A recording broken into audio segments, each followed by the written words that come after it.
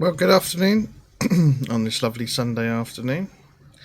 Today I thought I'd do a bit of a longer flight in the Cessna today to get used to it and start using the navigation.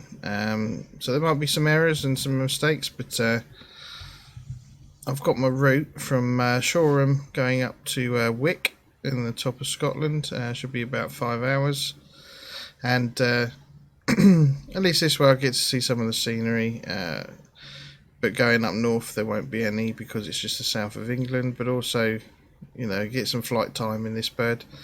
So I've done all the pre-flight checks, I've done the walk around, and I'm just going to start it up, try and use some checklists as well to get used to it, and we see how we get on, so fingers crossed.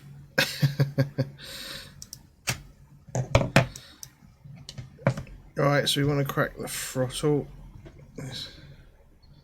There you go, throttle cracked. Mixture comes out. Prop control is in. Master switch on.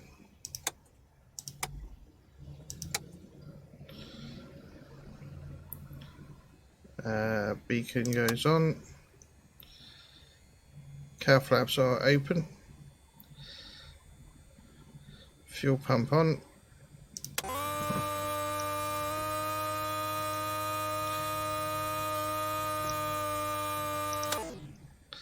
Alright, hopefully that'll be alright. Area clear. Yeah, clear prop. Ignitions to start.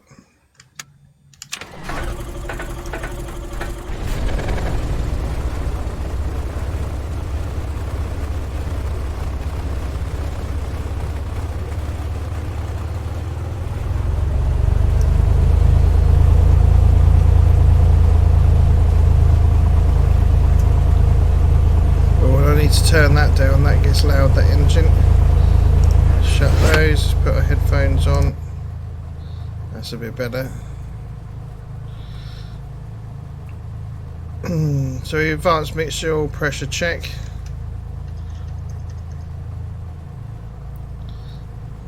So pressure checks out.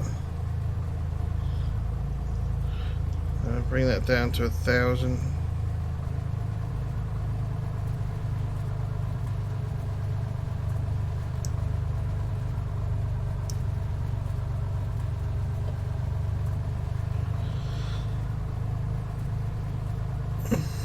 Manifold pressure, got fuel flow. Amps are positive. Vacuum's rising. We've got EGT, we've got full fuel. Avionics on. Navigation lights. Right, radios are on. Retract the flaps.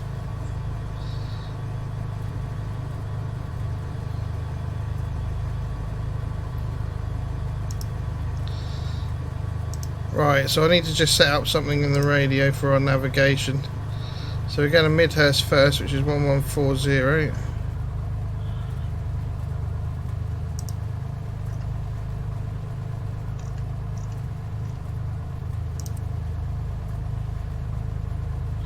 And that'll be on a heading of 317.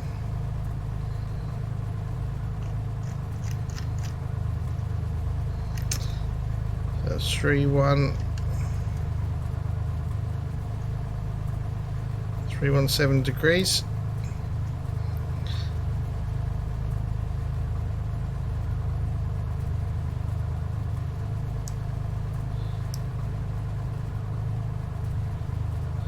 And we've got Woodley.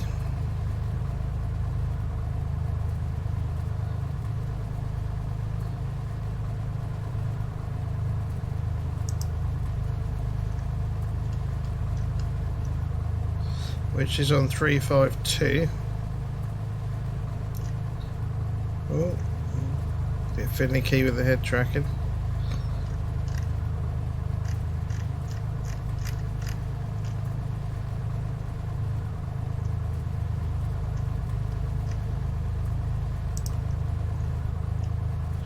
Three, 5 and 2.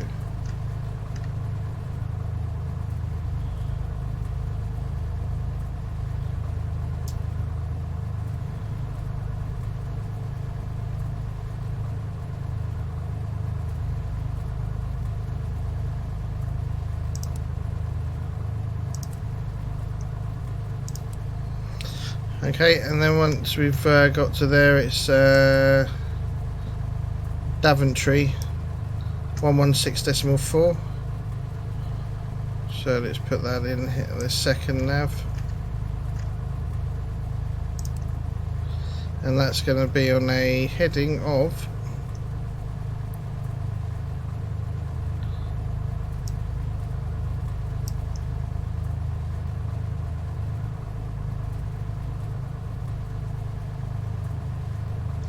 approximately, I'd say that is 350-ish. Let me just check.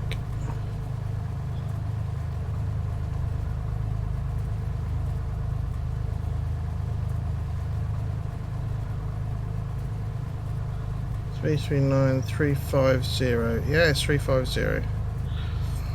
So let's just put that in.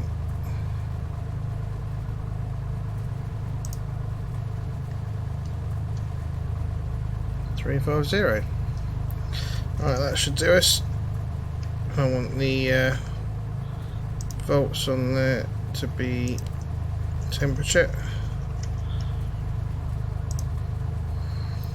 Right, let's taxi.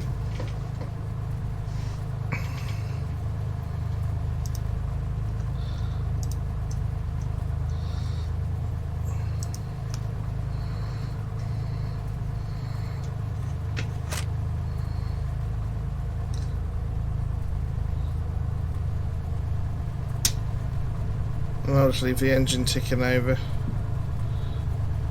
at 1000. So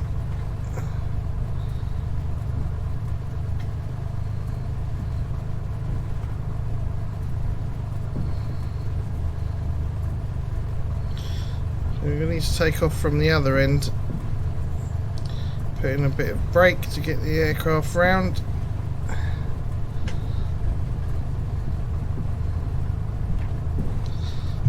There we go.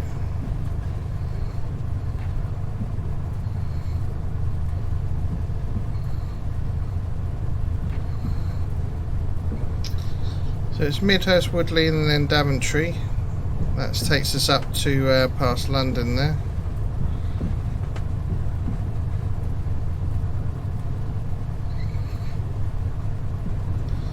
The wind's around 152 degrees at Shoreham.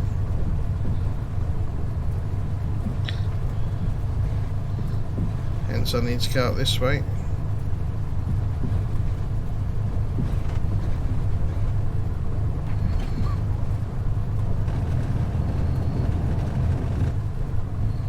Oh, it's rough terrain.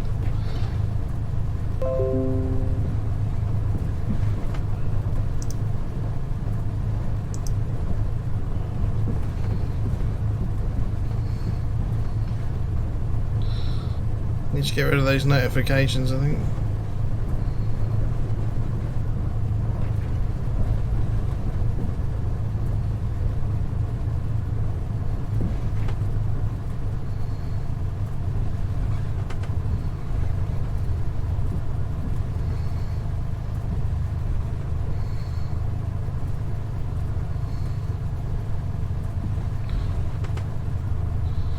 Quite a nice day here actually, a bit sunny.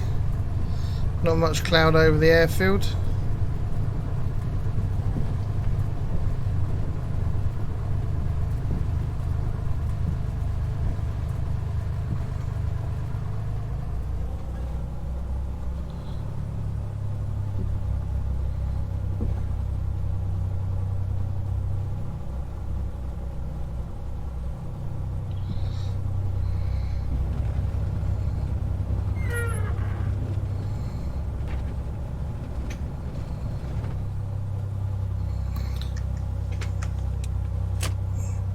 Right, I need to do some run-up checks.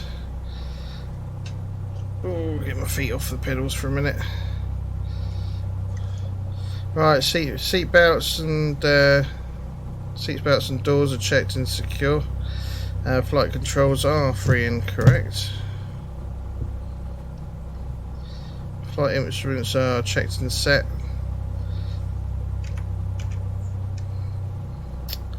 Right, we want mixture rich. Cowl flaps should be open. which they are. Fuel set to both. Throttle 1800.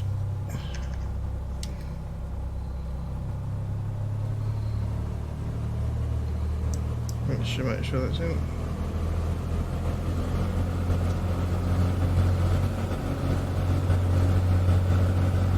Sounds a bit unhappy.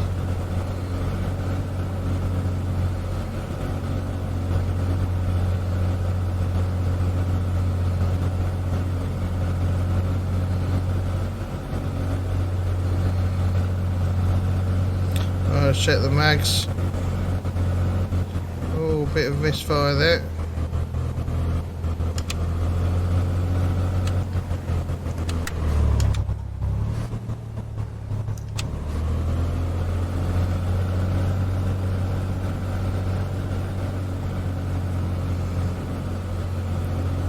Let's give it a minute for the temps to rise.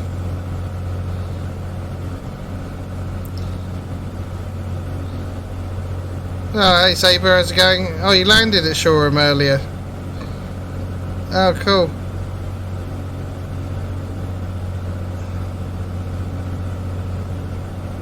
Yeah, that's pretty awesome.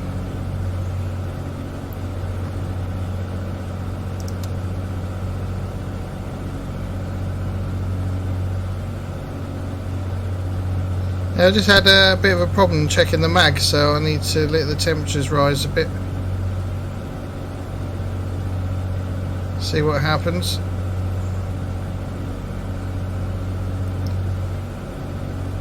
Yeah. Okay, it's cool. Be interesting to have a go at that. I've got 4,000 feet set, which is right. Alright, now we've got some temperature. Let's try that again.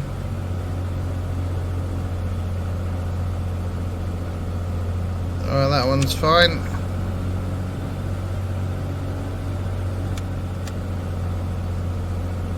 Yeah, that one's fine now. Alright, let's cycle prop.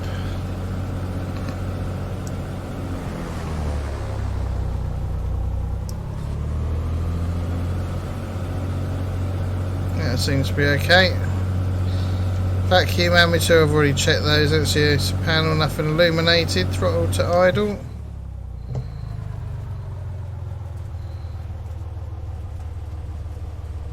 Seems to idle fine, no problems there. Let's go to 1,000. Radios and lights are set. Need to have that one on. Strobe. Elevator trim, that's set. And wing flaps, just put in a little bit of wing flap. 10 degrees.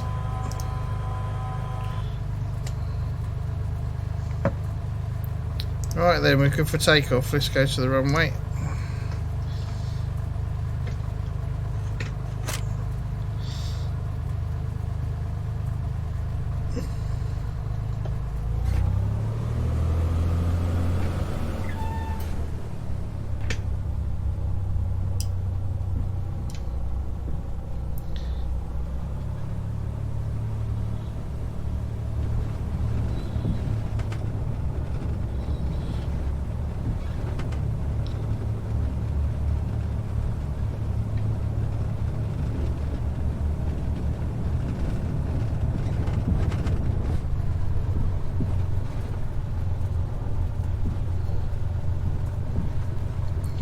Okay, approach is clear.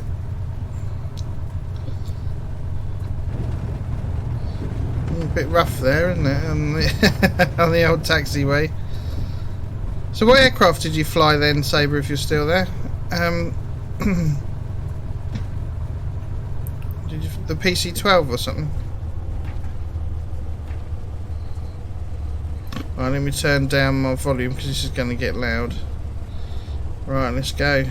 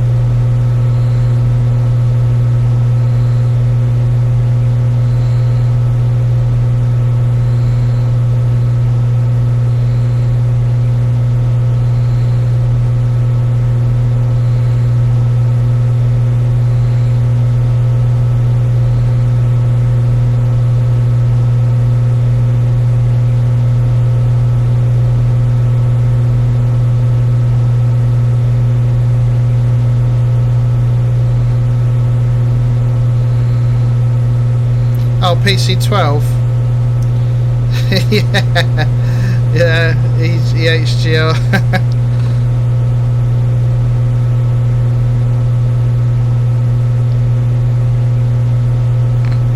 Right, so we're up and away. Let's get my fingers off, feet off the rudders. I've got a tendency to mess around with that a bit too much, I think.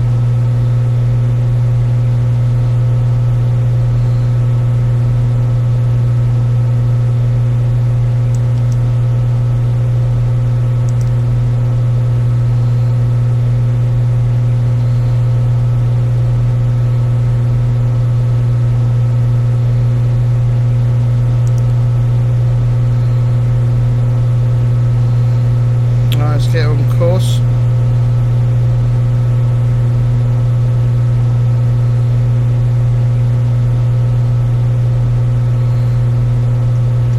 Right, get the flaps up.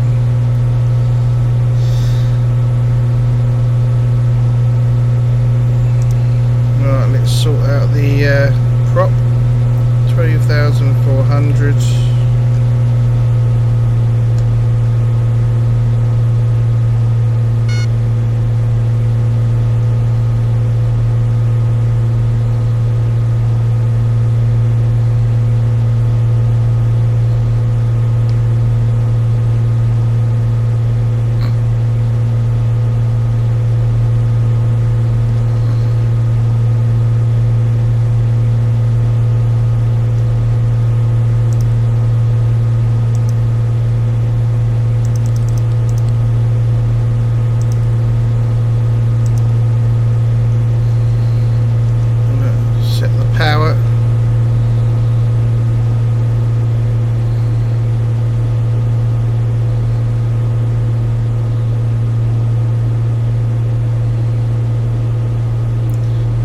Top of the green band there.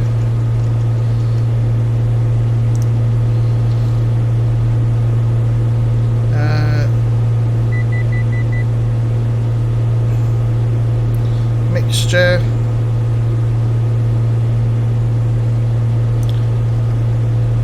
Yeah, let's go to 2300 then.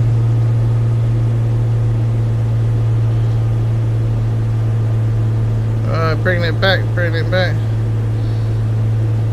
Yeah, going up north to Wick, about 5 hours in total, but I thought it'd get me used to this aircraft, back into the sim, and something to do on a Sunday.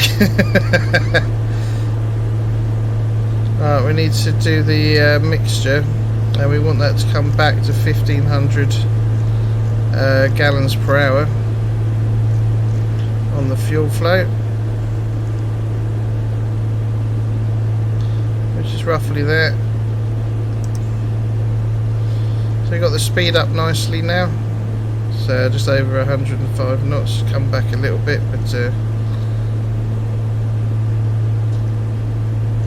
nice climb going on. So the autopilot's following the nav. There's the needle once we get to Midhurst for the NDB to Woodley, and then it's on to this one. For the next VOR.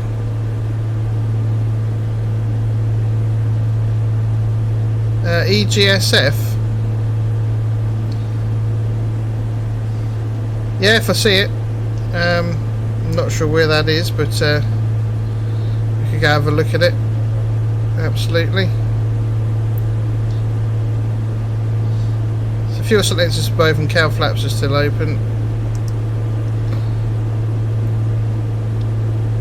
So cruise 15 to 23 inches, 2,400 RPM. Lean, okay, we can lean now properly. Close the cowl flaps. Right, so I think we're keeping it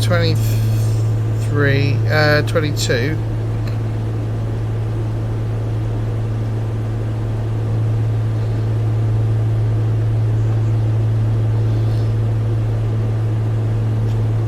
Power we can bring back a little bit.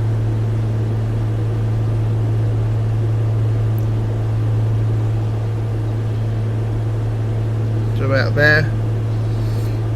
Right, now I need need to zoom in to see this one, which is the EGT, and I'm going to lean for max EGT, which is the most economic. Oh, Conington, Peterborough. No, I think I'm going more Midland, straight up the middle of the UK.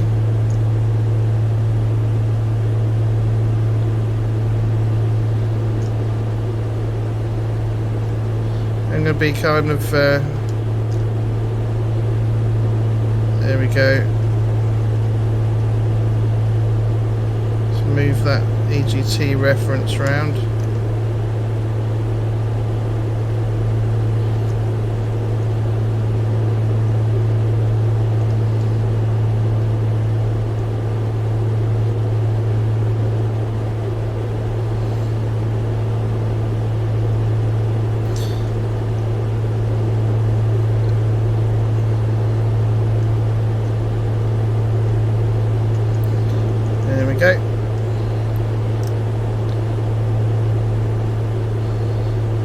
And we need to close the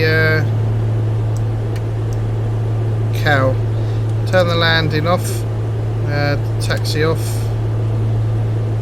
Got headphones on.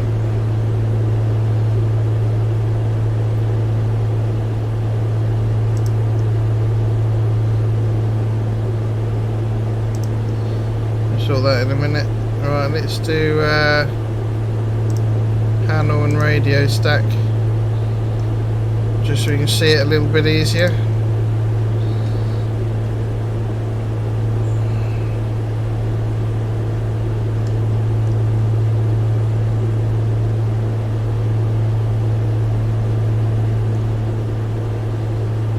So it's 4,000 feet cruise today.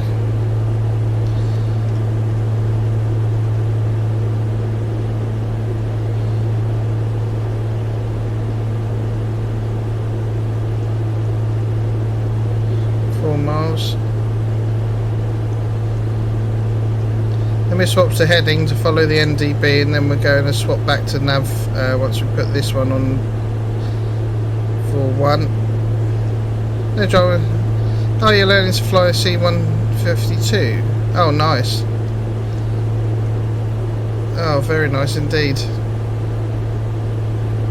Yeah, I'd love to do this, get my PPL, but just costs so much, doesn't it? Absolutely loads of money. How am I navigating? Basically I use that sim brief, and it's giving me VORs and NDBs to follow along airways, low altitude, so I'm just using that to follow the route and to get where I need to be.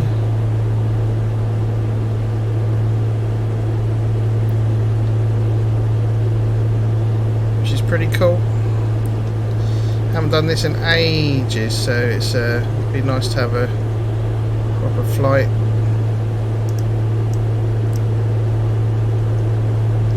So 114.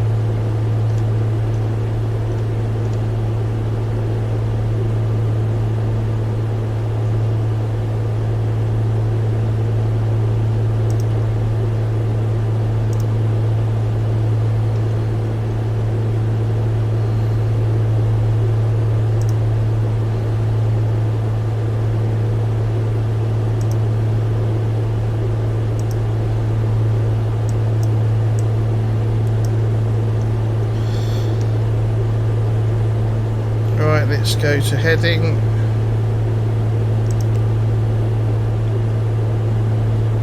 And we need to come right over this way to around 030.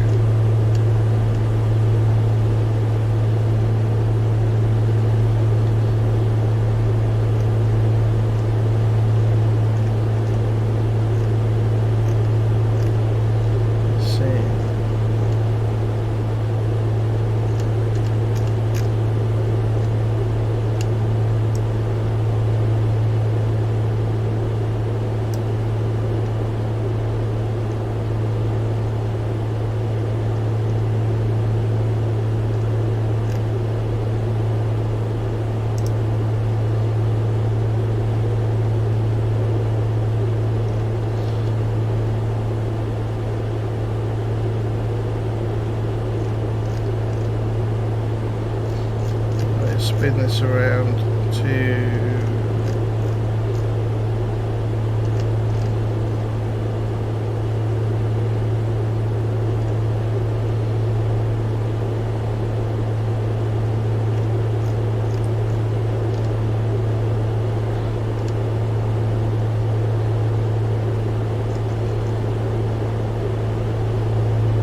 been a while since I followed an NDB. So that's around there.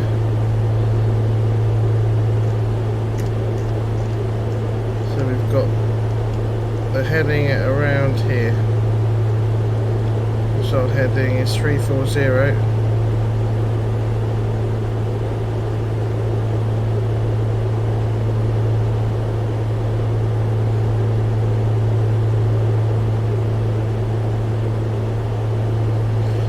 Roughly it.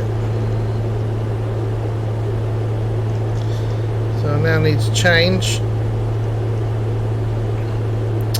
to 11640.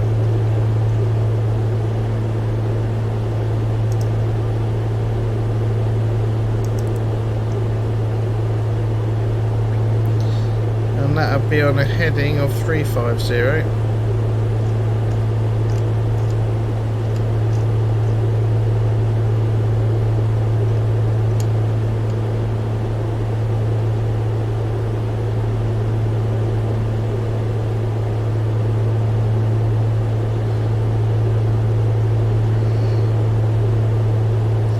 So get in line once we've got to the NDB, switch over to this one.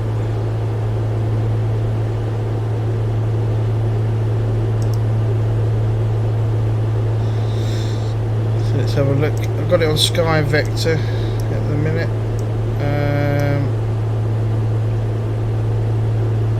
So it's going to be a 003 heading out of Daventry.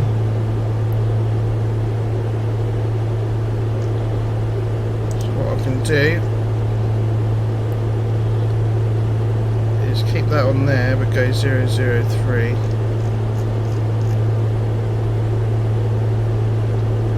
and that'll be our exit for so many miles. I think it's let's see, 28, 29, 30, 1, 2, 33 miles, and then we'll be on to the next VOR station of Pole Hill 11210.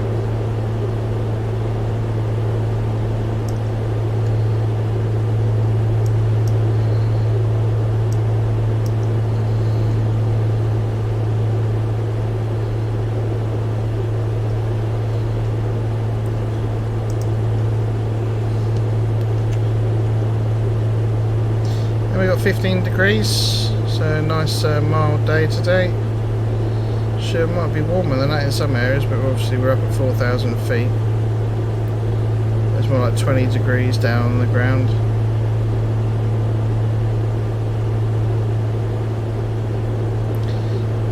The performance has dropped off slightly because we're getting near, you know, around the London area. We've got an airfield under us there, which could be Benson or Chalgrove, one of the two.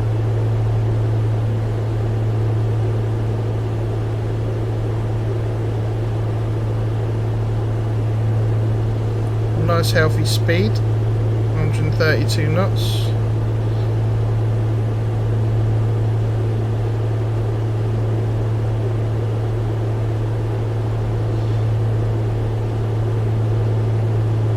Instruments looking good, fuel flow's looking good, temperatures are good, pressures are good, vacuum's good, amps are showing positive. So as we get towards the Woodley, which is on the departure, one of the departures for Heathrow,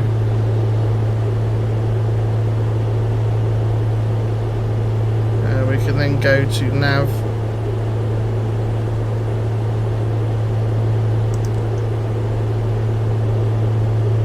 start thinking about getting onto this VOR.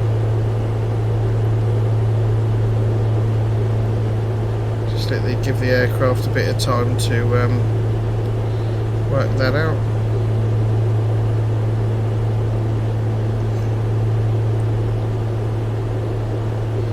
Interesting weather today, it's looking quite nice. I like it, I like clouds.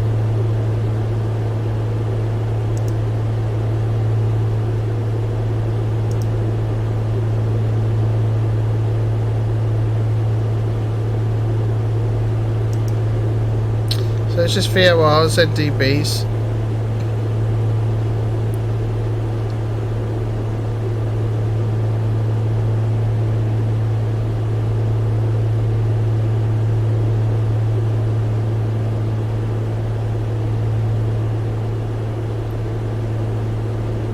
Getting out of shot. It's a little bit windy up here. Oh, nice. Yeah, settled now.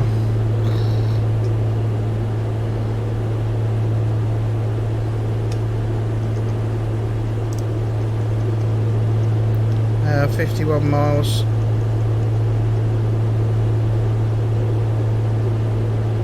Brought the flaps up, didn't I? Yeah. Alright then. Let me just keep the map open for there's Daventry. So if I check the flight plan here,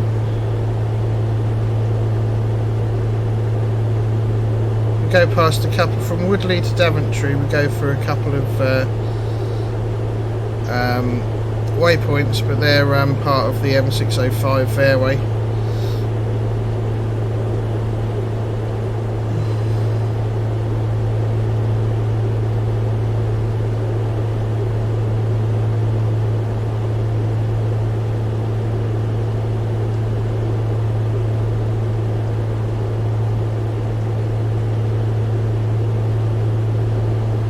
So Daventry, we then go to Leicester, which is a waypoint to Embor, to Zapos, and then to Pole Hill.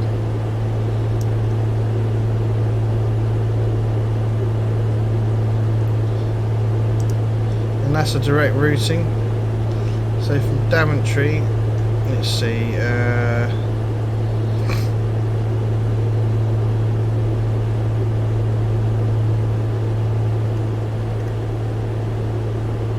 we hit a 330, so 003 to Leicester, and then 330 degrees onto the next VOR. Oh.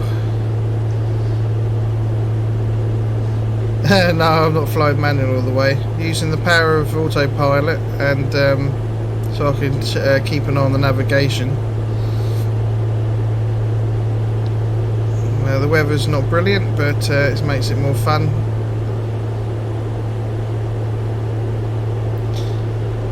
Leicester was my first solo land away. Oh really? Awesome. Oh, I'd love to do that. That sounds so awesome. Nice to have a private pilot's license, just to go and fly when you on nice days. Go and visit, have a look around the country. Oh, it must be awesome.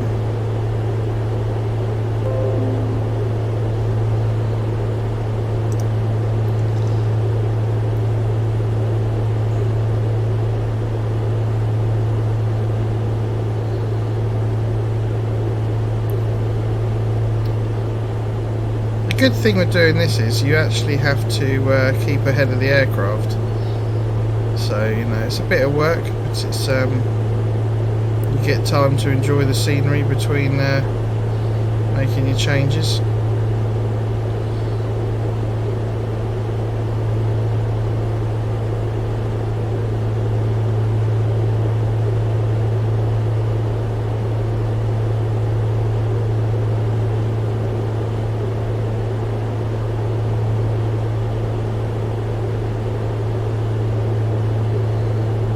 Part of the UK, actually, going up towards the Midlands. I think the scenery only lasts up until just around Birmingham area, North Wales, Norfolk, the line across there. Norwich, and then it goes back to default scenery. So it'd be nice to have the other sections of the UK, but oh, that would be great. Yeah, I've been on you know, some like trial lessons and things like that in some light aircraft, and I've been glider flying as well, and that's good. But yeah, awesome. Lucky you, huh?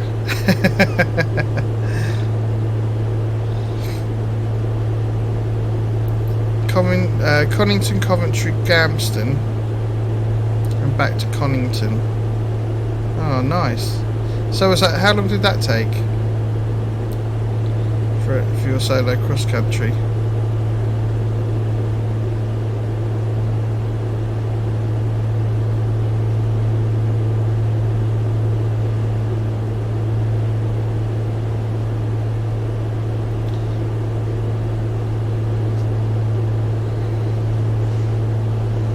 Few hours is landing each airfield for a oh, okay. So you've got to basically go from one to the next, land, get a signature, start again, off to the next. That's a nice little trip though, isn't it? Plenty of landings and takeoffs. Yeah, nice. Living the dream there a bit. Sounds good though.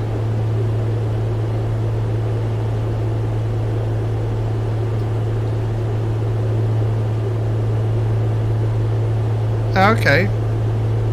So lots of ATC.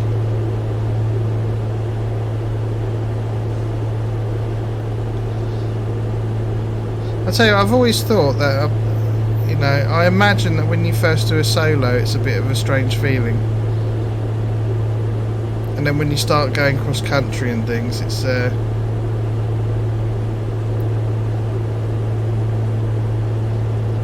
must be elating, you know.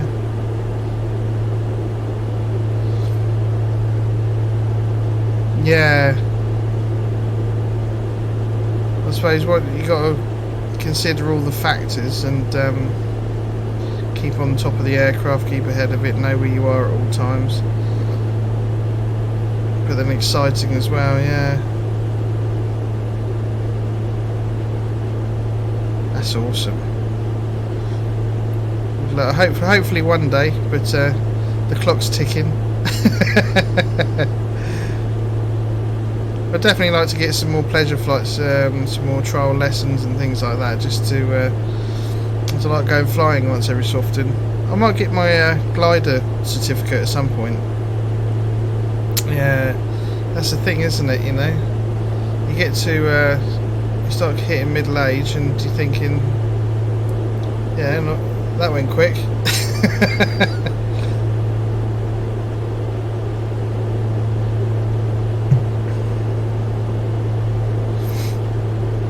I'd like to get my glider certificate. It's £1,000 to go, so you can go solo, and gliding is really affordable, and you also get up in the air, and it's quite a pure way to fly. And you know, for those on a lower budget, or hardly any budget at all, you know, that's the cheapest way to go, unless you like paragliding.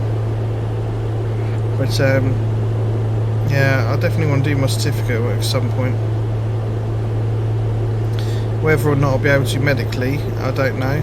But if not, it's trial lessons and things like that, that's fine.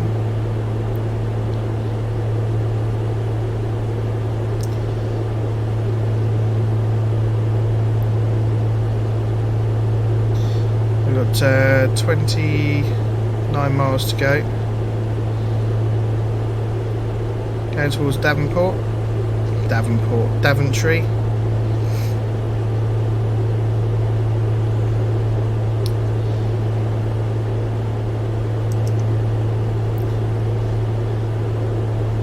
Oh yeah, I bet. So you've been in the back seat of a Hawk, you've been in Jet Provis and a Tucano. Yeah, 116.4. Oh, I bet that was great, those flights. But the Hawk was exciting as well, you know. That's quite a nimble little jet, isn't it? Do they take you around the Mach loop, or is it just 4 Hawk flights, 1 Tucano and 1 jet provost? Nice, very nice. Tucano's quite an interesting aircraft. I like the look of that with the turboprop and things. That's quite a interesting aircraft. I think they're doing one for DCS World, so get to experience it a little bit maybe at some point.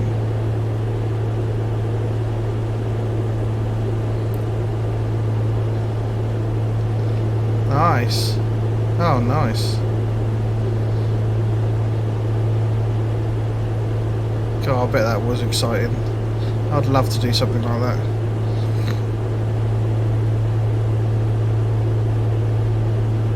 Landing Hawk twice. That's awesome. Absolutely fantastic.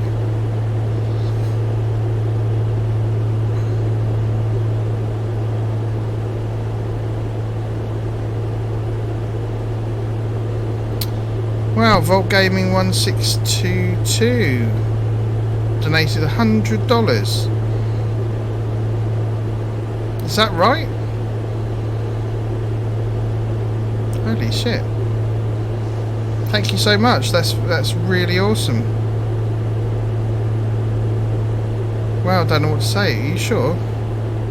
Is that right? Holy thank you. That's just super over generous. Wow, thank you so much, sir. You're an absolute star. Thank you so much. Well, I don't know what to say. You've taken me back a little bit there. Oh, I feel all strange.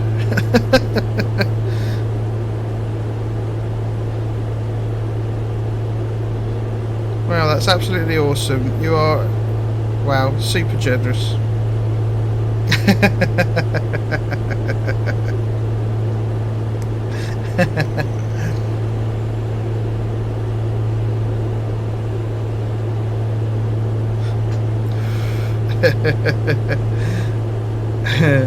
Oh, that's brilliant. Well done.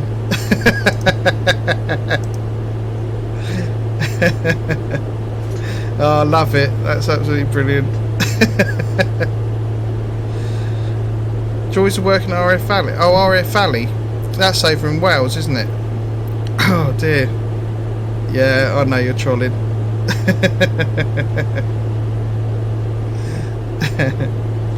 There's who was it? I was watching someone the other day, and they got trolled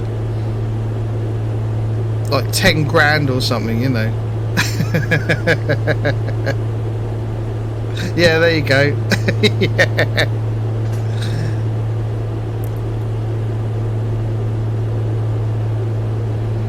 Yeah, North Wales, Anglesey. My parents live up near there, and we used to go and visit the Mach Loop and go and sit up there and watch those for the afternoon. That used to be good. C-130s, Tornadoes, Typhoons, Hawks. Absolutely brilliant day to go and watch that, you know.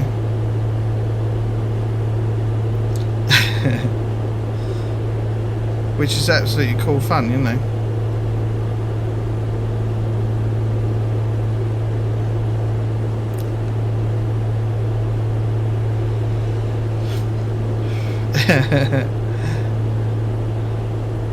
Yeah, follow would be great.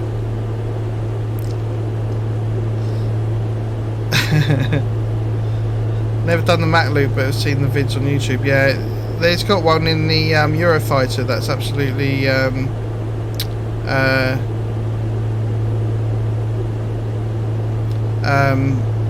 looks great. You know, there's 2 of them in formation going around the Mach Loop.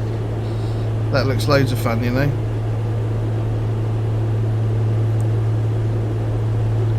Yeah, I think they got one of the Hawk as well. People that sit in the back are taking videos, so Yeah, Volt Gaming, thanks for your follow, much appreciated. Welcome to the channel, bud.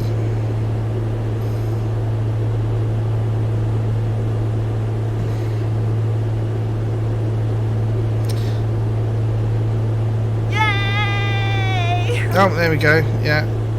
Cheers, buddy. Thanks for the follow, much appreciated. That's awesome.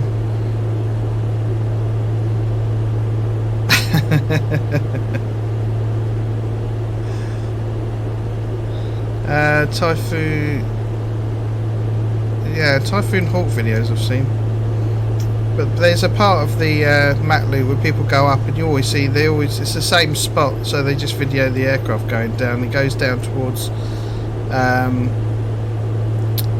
a lake, and in that area you've got a valley just around the corner from there, and that's a really nice part of Wales. And they've got a toll bridge and a pub and stuff down there, and you can see them roaring overhead going up the mountain. They go straight up over it, you know. Cadder, I think it is. Always great, always looks awesome. Right, I need to keep checking what I'm doing. I'm 11 miles from the next turn point. Then once I hit that, I've got to go to 003 and then capture the next VOR routing after that. So we've gone past the London area, up the middle towards the Midlands.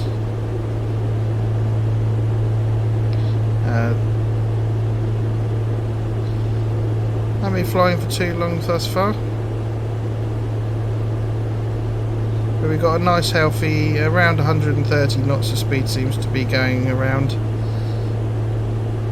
so probably averaging about 130 knots, 4,000 feet. Just change the barrow there just to keep us the right height. It's a bit windy, no rain, no thunderstorms,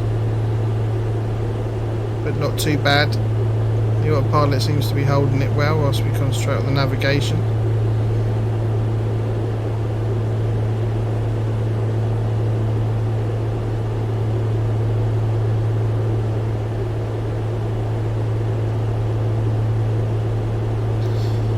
Oh, let's have a drink.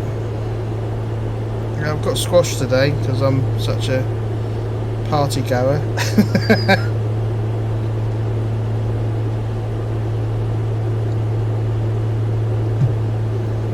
Nice relaxing Sunday afternoon flight. Seen some of the this is True Earth Great Britain scenery, and I bought this a couple of days ago. It's from Orbix, of course, and it looks pretty awesome, but it's only the south of England so far. We need central and north as well, but I'm not sure if the airports work on there or they're going to make them work, the ones like Shoreham and things like that, or if they're needed or not, I don't know. So go and have a look into that and see if I can add things to it. Going to need the major hub airports at some point as well to add into it, so hopefully that wouldn't be too much of an issue, but we'll have to see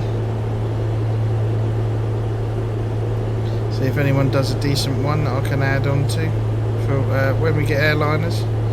But just enjoying general aviation at the moment.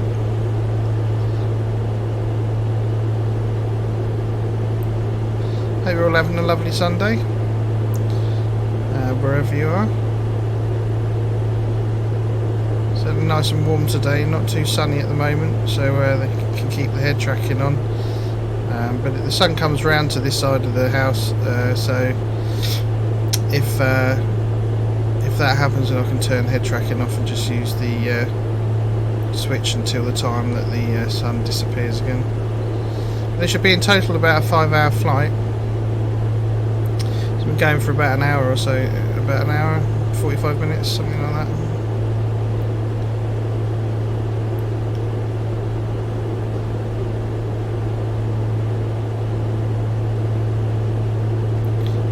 nice and leaned out.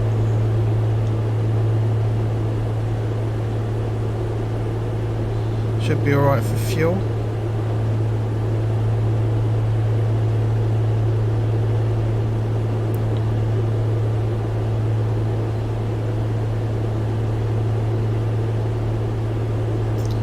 Okay, just keeping an eye on that needle now.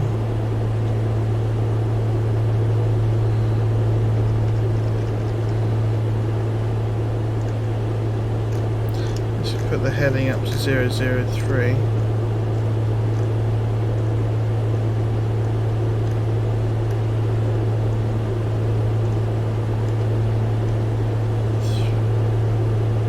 Okay, there goes.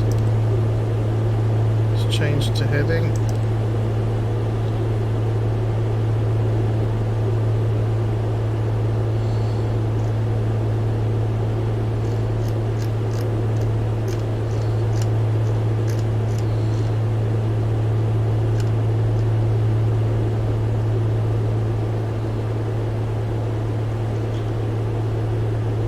So we need to travel this way for about 30 miles, I think it is.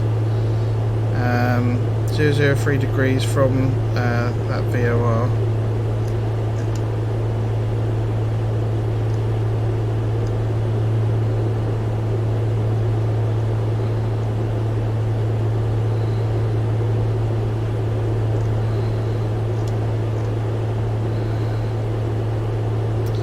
So let's just move that around so we can pick up that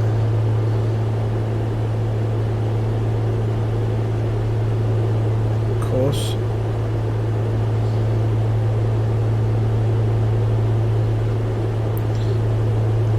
Looks like some wind farms over there.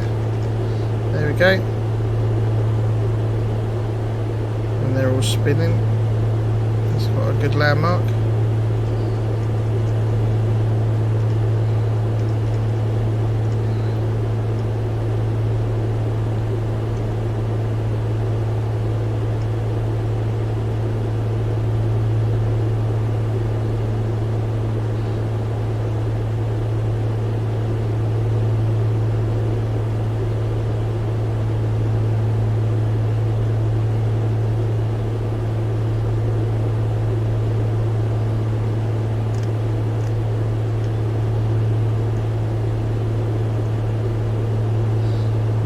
Keep on there, get back round to maintain that course as best we can.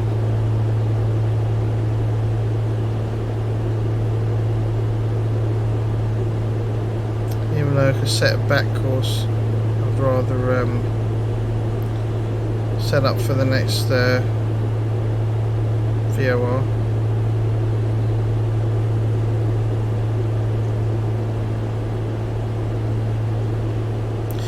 Find the heading that's going to keep us on that course near enough. So we go to the where is it? Sky Vector. So it's 112.1. That'll be 330 degrees.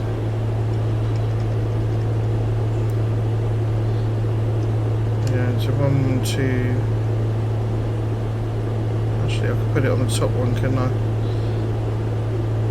112.1. Swap that over. We've got the 003 course line there, which we're 3 degrees left of track on the heading, so that seems to be holding it. Let's just put ourselves over 1 degree. It seems to be swinging. So that's going to be 330 degrees once we get there. Oh, we've already got there. Oh no, we haven't. My bad. So once the course line meets, we can change to that then.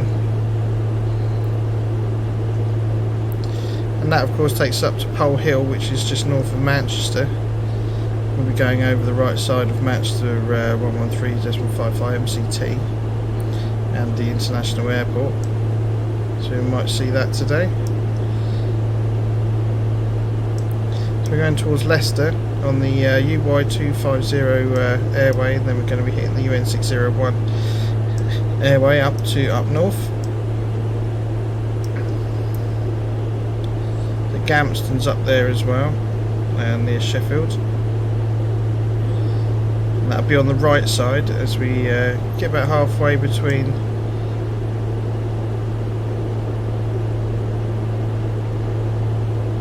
Pole Hill and Leicester.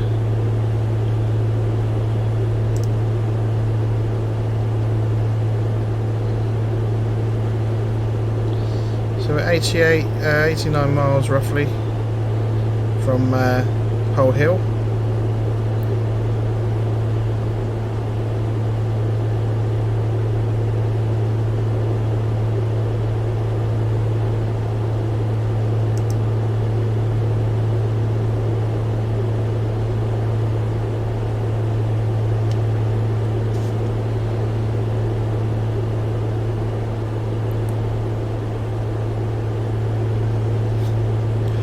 This is LESTA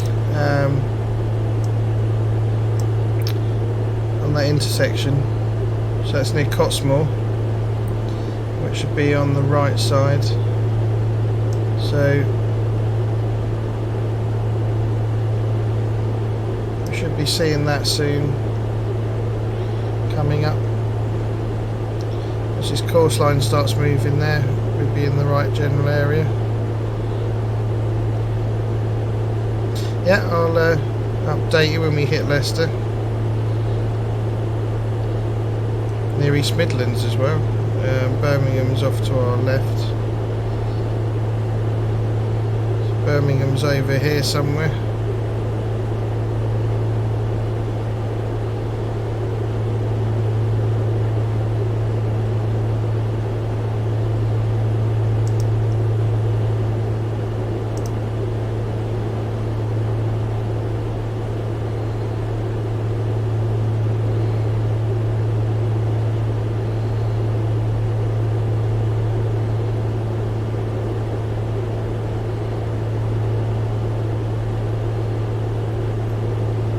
Little lumpy, but not too bad.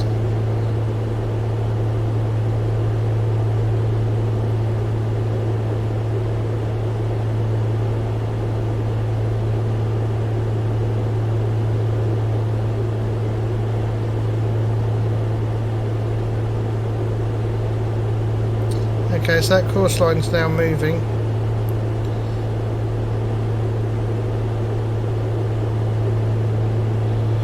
Let's get the map out.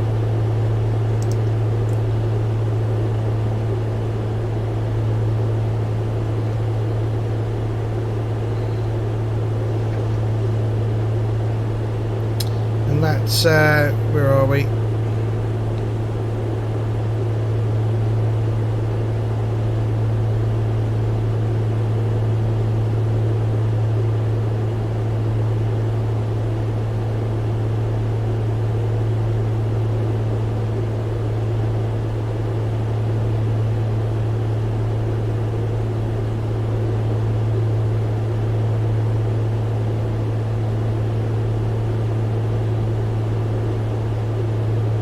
No, not Bruntingthorpe. We're just, let's see, East Midlands would be over this side. East Midlands Airport somewhere around here. And Cottesmore is going to be just over this side. There, I think it is.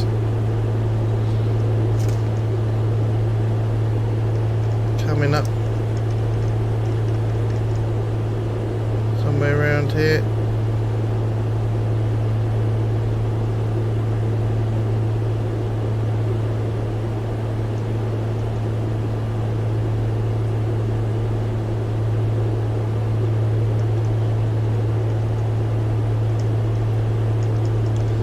There. I was looking too far. That is that should be Cottesmore, I think. Just there.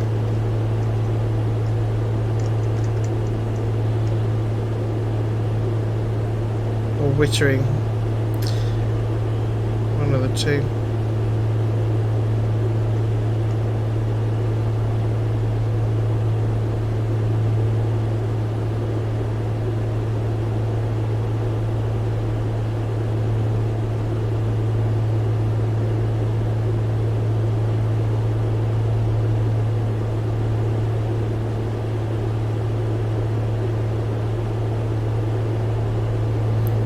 just waiting for that course line on the 330 degree heading to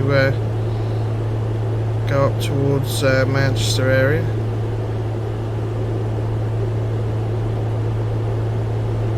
And we're 76 miles away from the VOR that I'm tracking at the minute. So we'll have a little bit of a leg.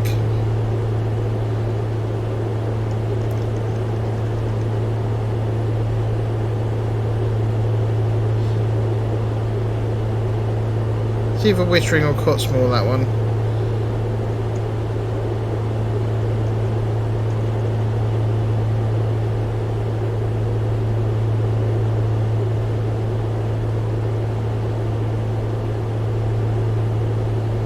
It's hard to work out the scale on the map sometimes. I've got it zoomed in so I can see the airways and the frequencies.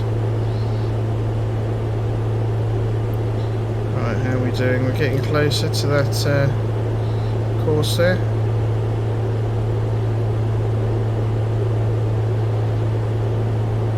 Good for fuel. Temperature's all in the green, vacuum amps was going a bit negative, but it's okay.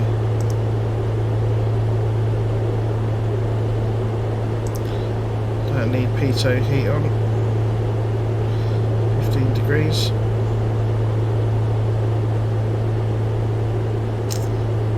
Yeah, so this is Leicester, LESTA, which is on the UY250 airway, and then we're going to hit the UN601 airway towards Manchester. We're near Cottesmore, which is Echo Golf X-Ray Juliet. That's just off our right side, and to our left side, about the 11 o'clock position, we've got East Midlands Echo Golf November X-Ray.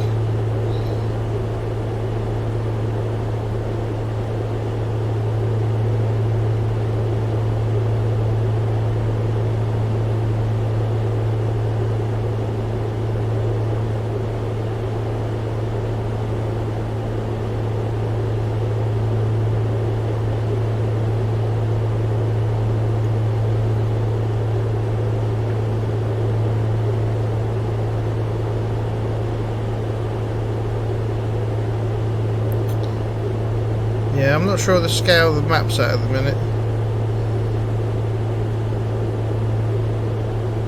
Zoom out. We are. Yeah, we're near Wittering, which is Echo Golf X-Ray Tango.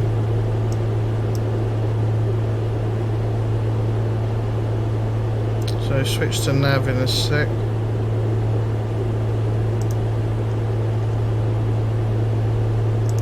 Do that now. We're going to try and capture that course there.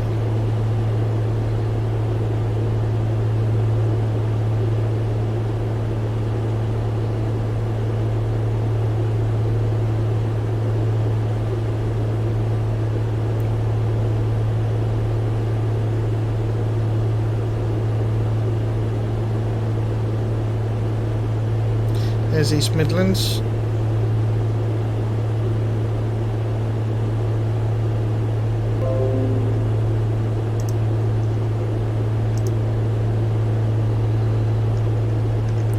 And we've got the power station there, look.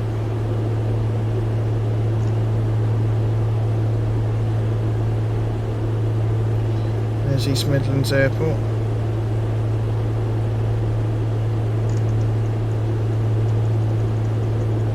See the Pappy shining there.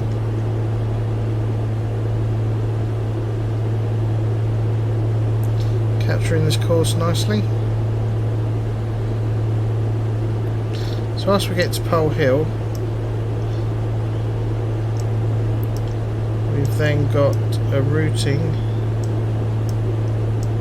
that takes us to Alasso.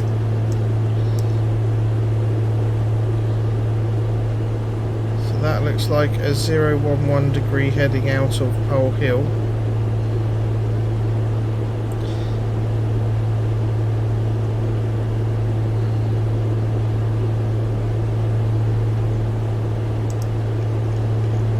If we set that up for 11200,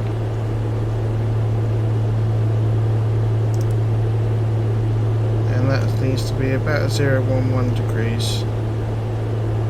Oh, wrong way. So that'll be our routing out of Hull Hill, which will come up in 65 miles. So we've got a little bit of time. 23 minutes roughly. 23 minutes to the VOR. We'll move our heading round to our current heading just in case.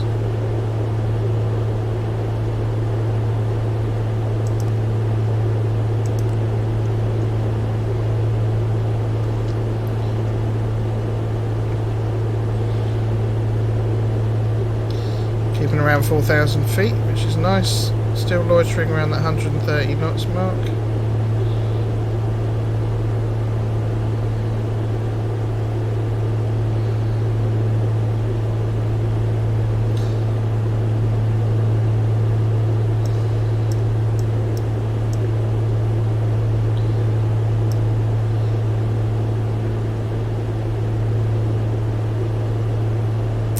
Yeah, so we're just past East Midlands now, and then towards the top of this routing we get to Manchester over on slightly on this side here, and International Air, we'll go past International Airport, might be over this sort of distance.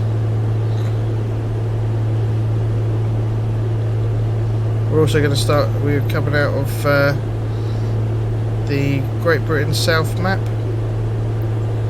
as you can see here.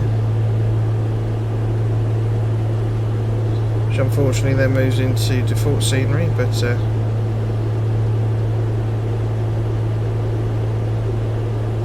just wait for them to bring out the central northern parts at some point, hopefully.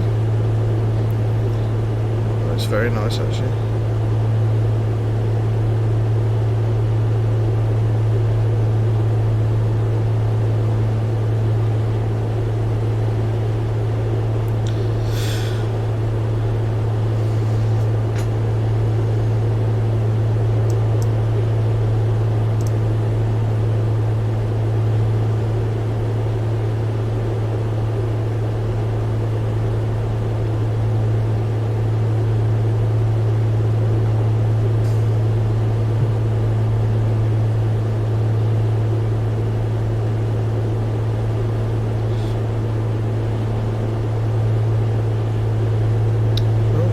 Picking up a bit.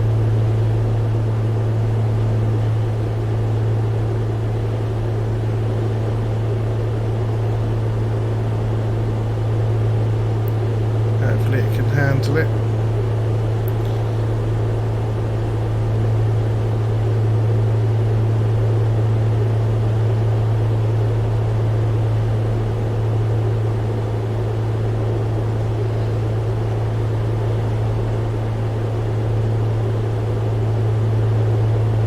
So we've picked up a tailwind, and that speed's picking up a bit, so we just need to manage that.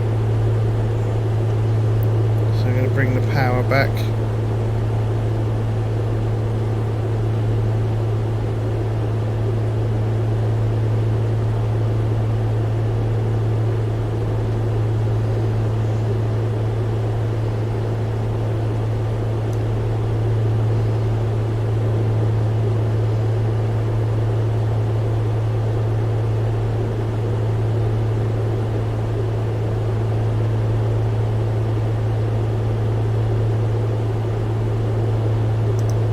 See what happens. Don't want to go too fast. So we'll keep it in the green band there, right on the border.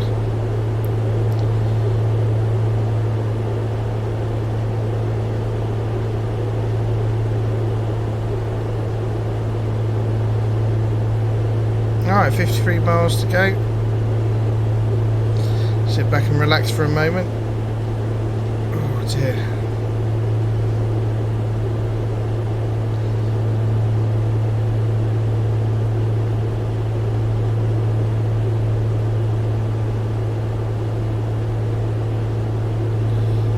Bit of sunshine coming out there.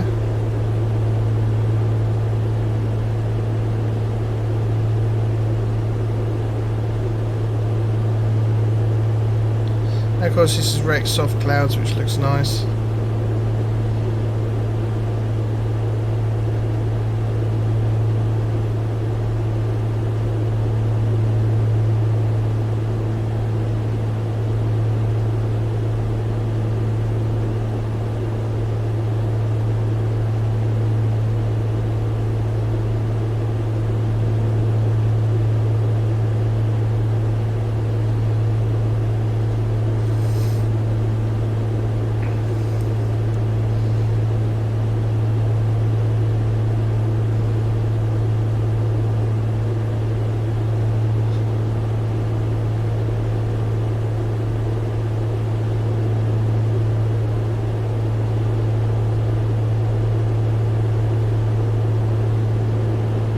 Amazing how different the scenery looks from the orbit stuff down to the default. I mean, the default doesn't look horrendous, but it's a massive difference.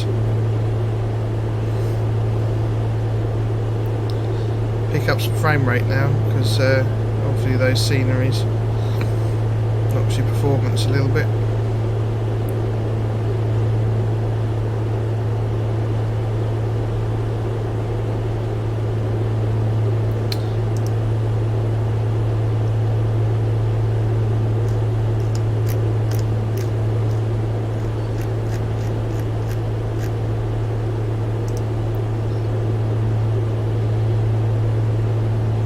Checking the map again just to make sure I'm staying ahead of myself.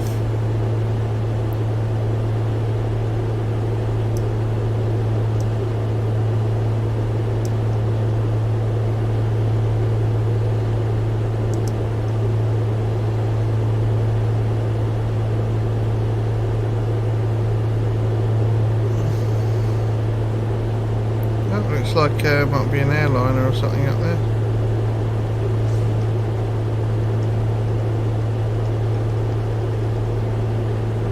There you go.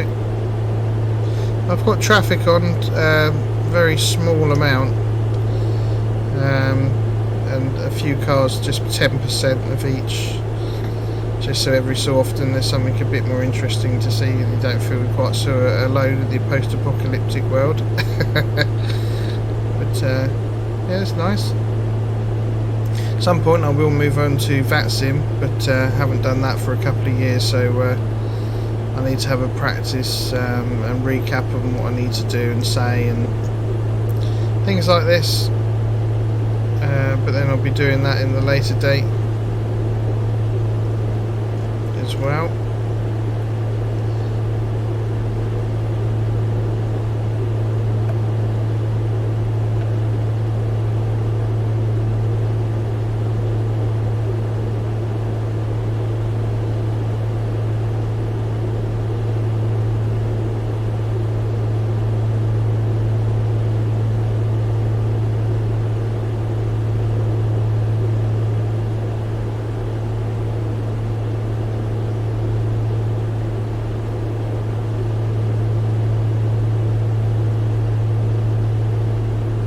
Suppose we could set up a back course once we're close to 011 degrees. Might make life a little bit easier.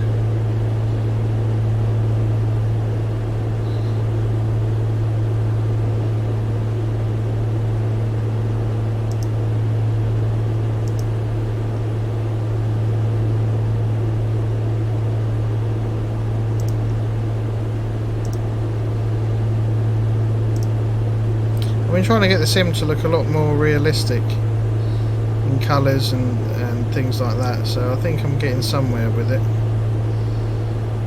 Wreck soft clouds with active sky. I've been adjusting the brightness and saturation. Just want it to look a bit, make sure it looks realistic.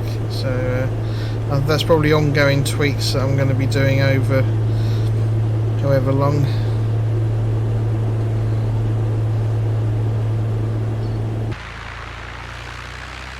Doesn't look too bad.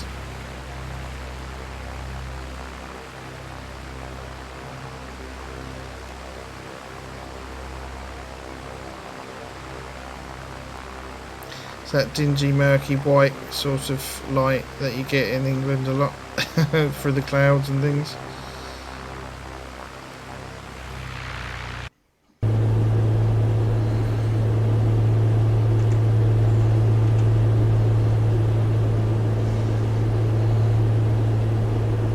$38 to go. Of course, we're heading up to Pole Hill, just north of Manchester, and we're making a turn there. 011 degrees on the back course. Let's see if that works.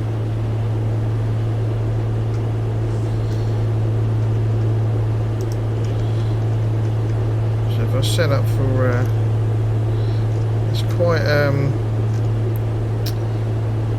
it's quite a turn actually. There you go. I'll stick the heading on. Once we get to within a mile, we'll do the turn. Then set up the back course, into the autopilot and see where we are. It's getting a bit gusty. So we'll see if the autopilot can handle it. If not, we'll have to fly manually for a bit, but hopefully it should be fine. Then we can concentrate on the navigation side of it.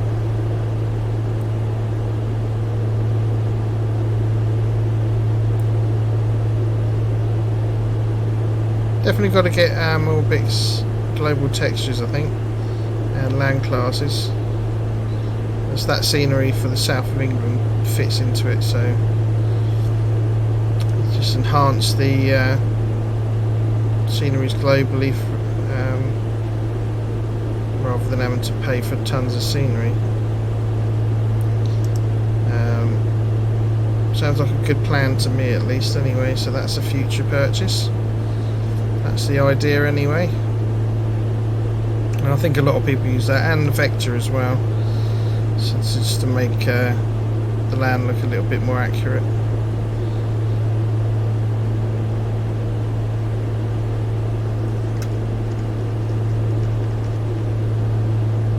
Some water down there.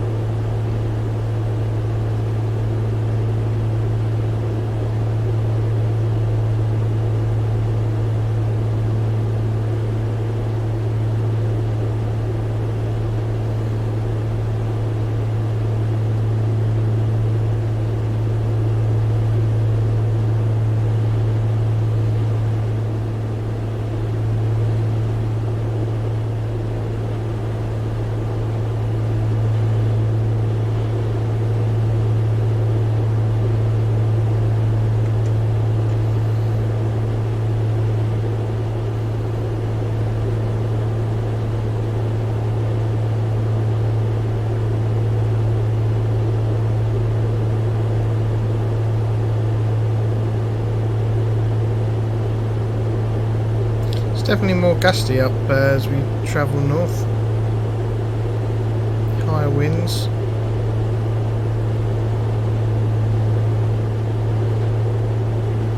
It's a warm, windy day across the UK, by the looks of it.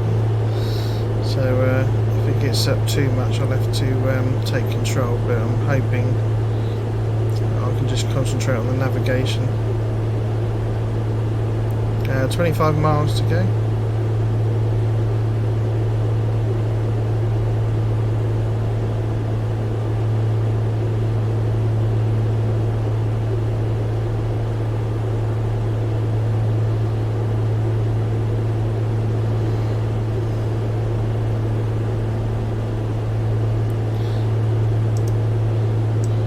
Let's look further up the route after we do that heading change. We've got quite a route there,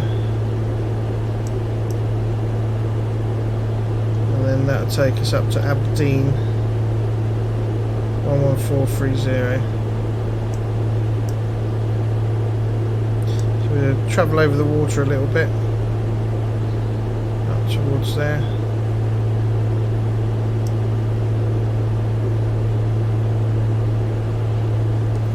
So I'm just going to put that in now, just for keeping the home tidy. I think that was right. Yeah.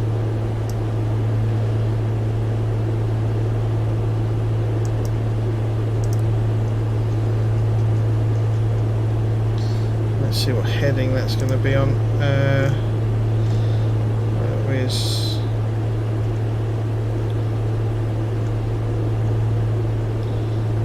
It's going to be on 350 heading up to Aberdeen. So let's turn that round for when we get there.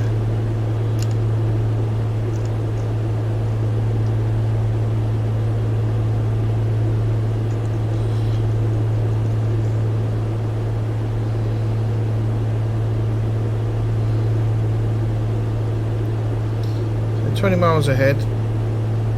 We'll pass Manchester International over here somewhere up there, and then we'll turn up towards that way and then up.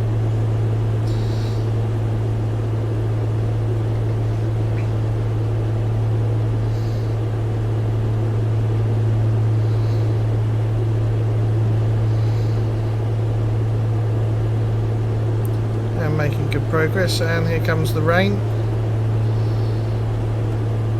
Nice, I haven't seen the rain effects yet on P3D. This is actually quite nice.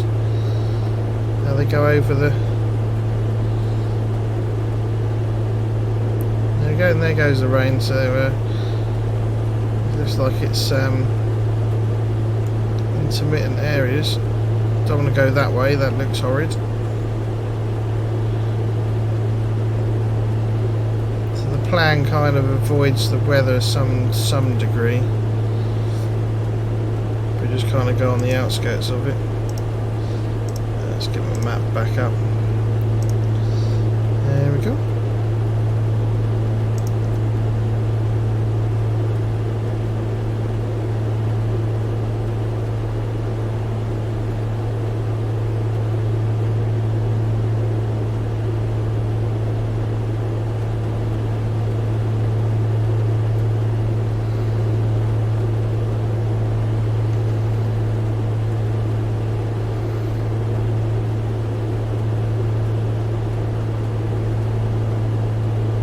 The drops go down the aircraft as well. I like that. Makes you feel like you're actually travelling along. It's quite nice. Not bad, not bad. Right then. So what are we now? 15 miles. 4,000 feet, 15 miles. We've got 330 heading. Tracking. The fuel flow looks good. We've got 20 inches, vacuum's fine, amps are fine, pressures, temps, cylinders fine, EGT's fine, and we've got plenty of fuel. So I've leaned for economy cruising. I've gone for max EGT.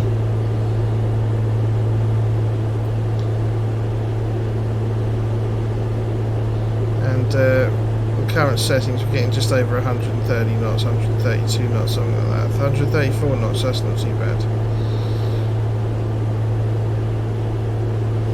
So that's, don't want to go faster than 135 really. Right, coming up to the 12 miles, just keeping an eye on that. We've got to make the turn.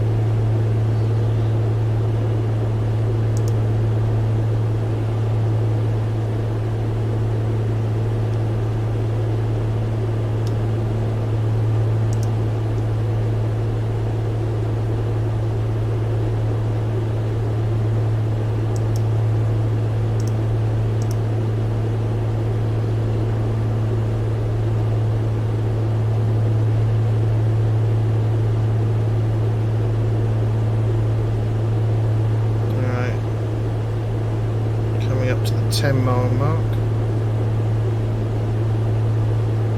Speed's dropped back a little bit.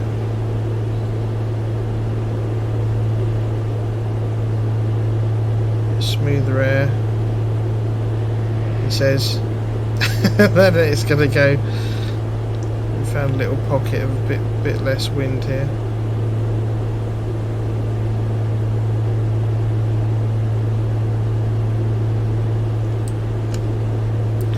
That one for realism.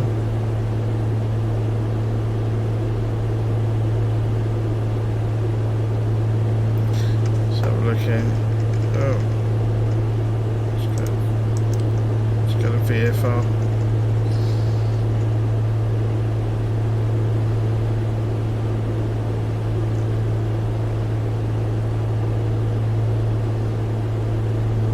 Alright, coming up to 8 miles. It's nice, it's, you're making progress, but it's not lightning fast, which is good. Nice and peaceful and relaxing. Go and see the scenic UK up near Manchester, which is what we're hitting here now.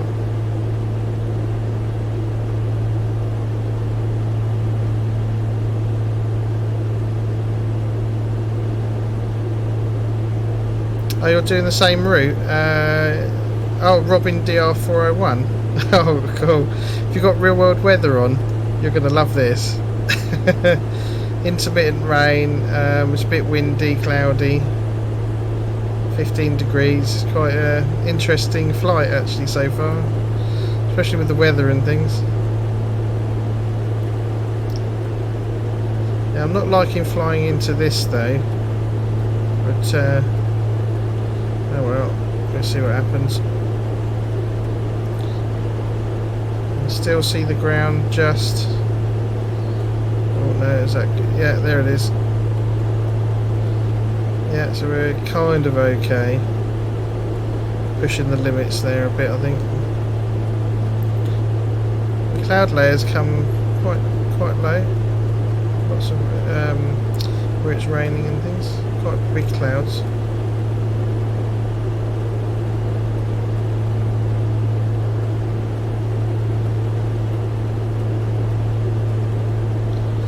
Yeah.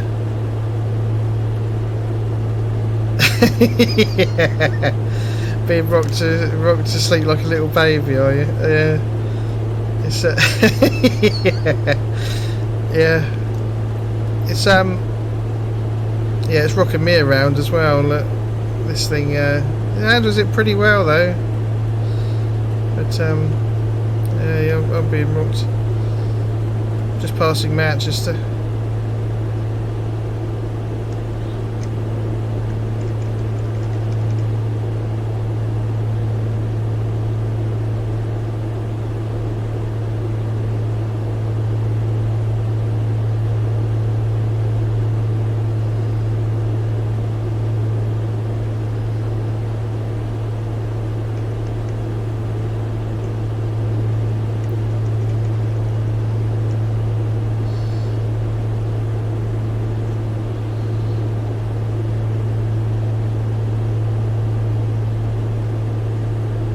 About 1.5 miles.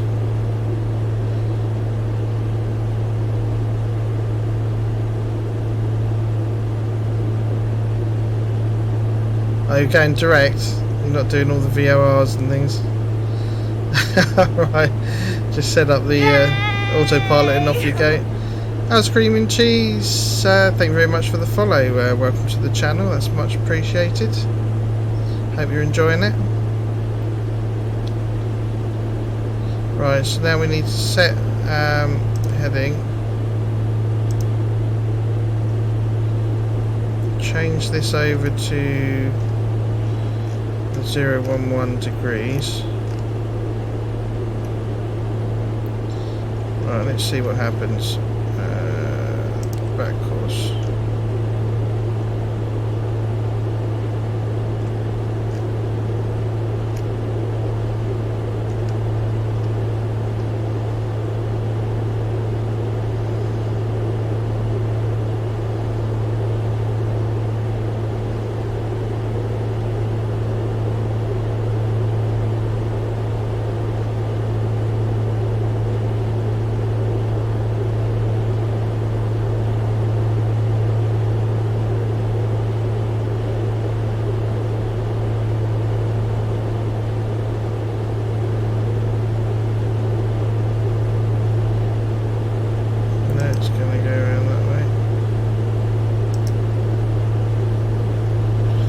See if we can pick it up.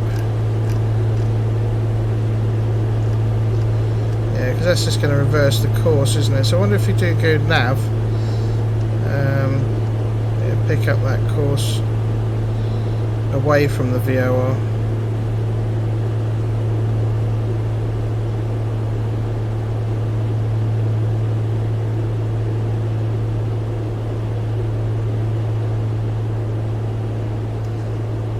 Set my some bobs there.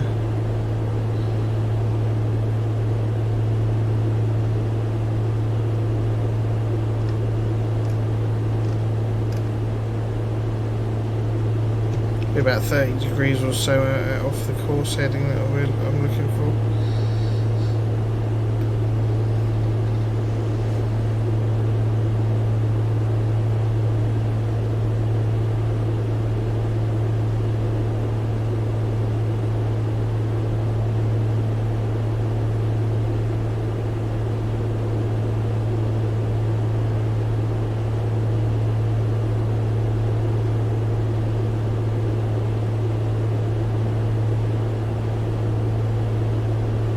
That's pretty good. So it looks like it's looking for that course away from the VOR. Let's just move heading around because I want that to be on the actual.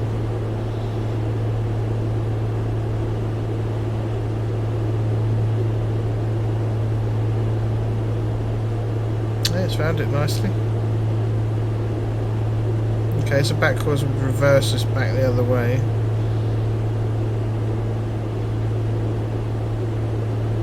So that means we're on course now. So how far is this going to be?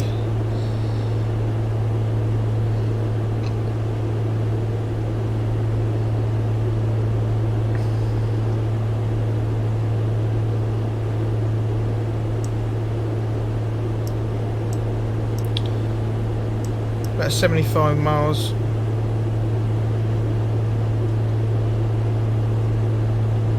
So we will need to pick up the next airway up towards Aberdeen.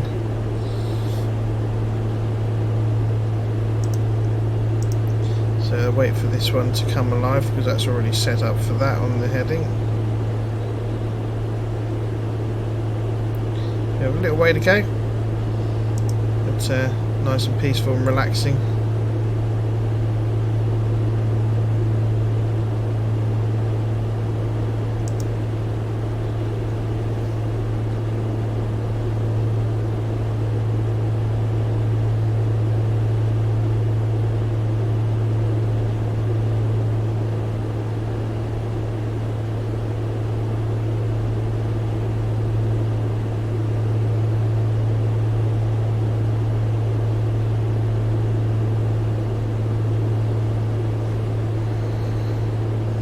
Time for some more squash, I think. Can't drink too much, I'll be going to the loo every 10 minutes.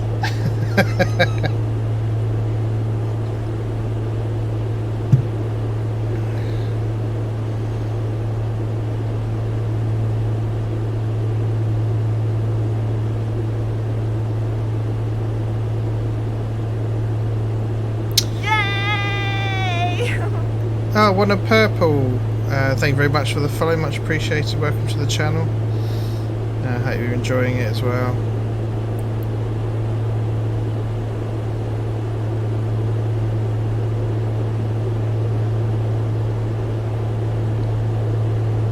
Oh, looks to be getting a bit stiller.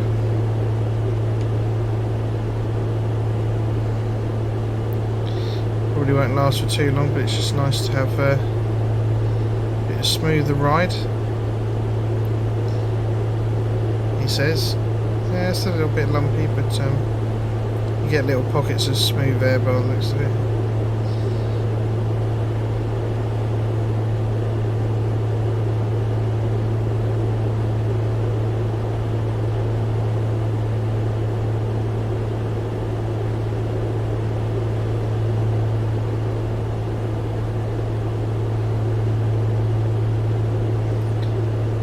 As soon as the temperatures are fine, amps are fine, vacuum is fine, oil pressures and temps are fine. Full flow looks good. Manifold's holding. Giving us around that 130 knots still. We've got 128 at the minute, so we've come down a little bit, 4,000 feet. And we're on a 011 degree heading from just north of Manchester there. So we would go to the coast and pick up the Aberdeen in VOR and head off up into Scotland.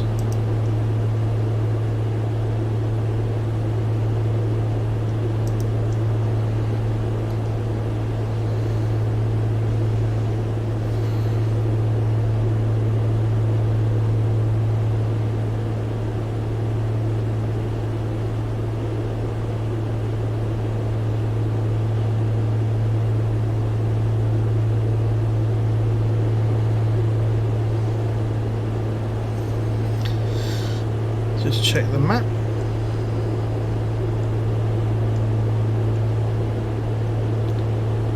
So we're just about halfway. Maybe just a little bit over halfway towards Wick.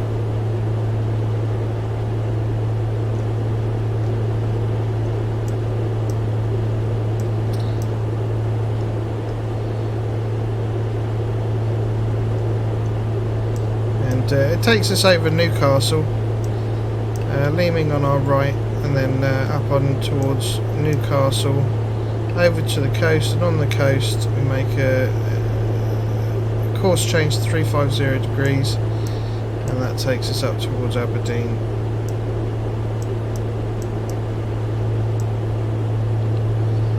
There's still a little way to go.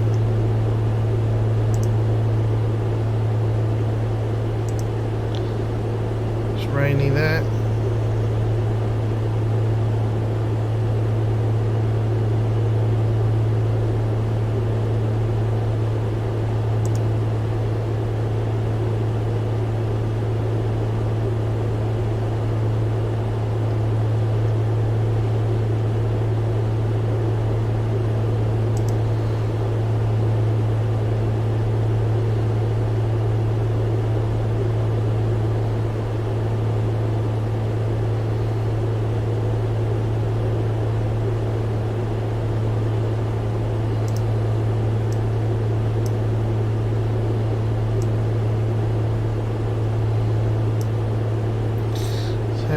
So we were 22 miles away from where we started from, which is around past Leeming.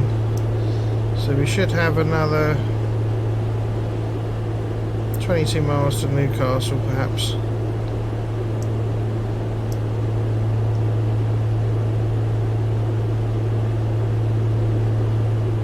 And we've got Durham Tees off to our right hand side if we get a problem. Or continue on up to Newcastle.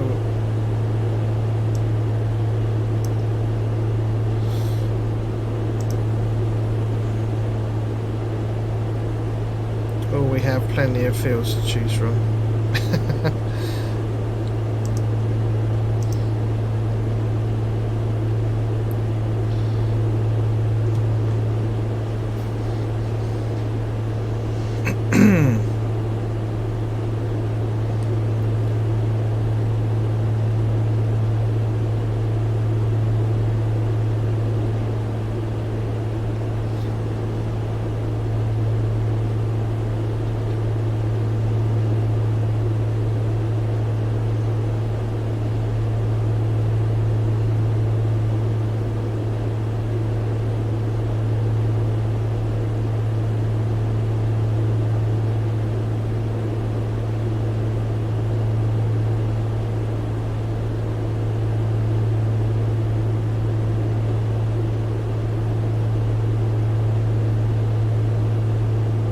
One thing I've noticed using active sky is generally you're surrounded by the weather rather than flying through it, which is a kind of a strange feeling.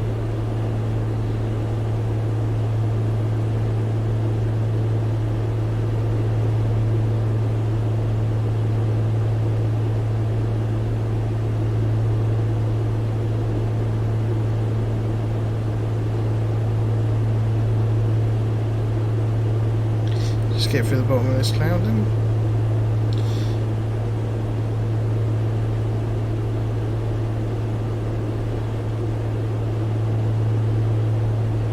Miles away from where we last were.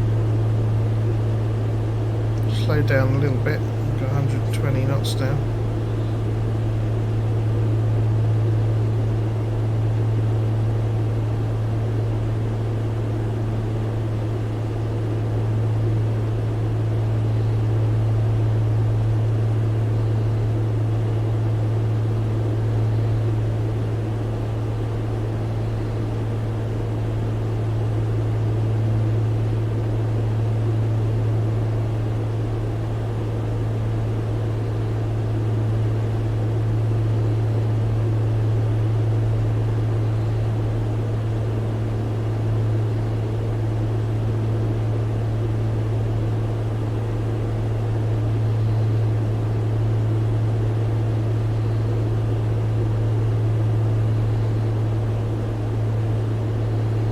So I see the coast now, up ahead of Newcastle.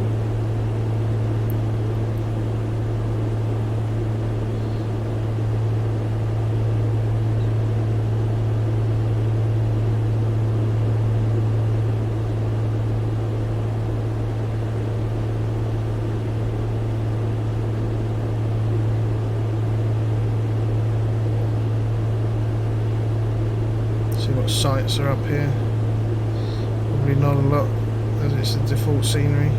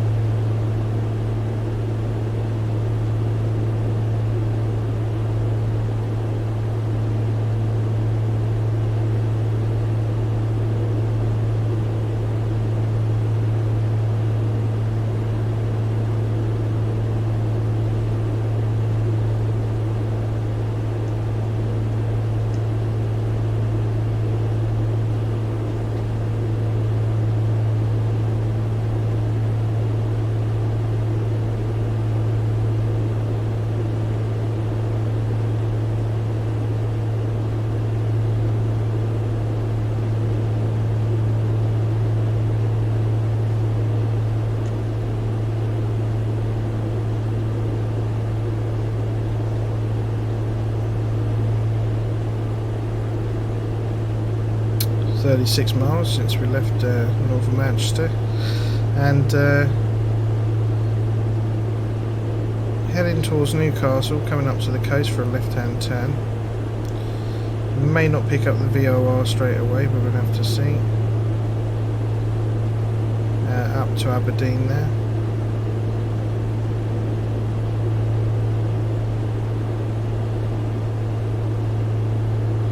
It's been quite a pleasant flight so far, past some rain, been a bit windy.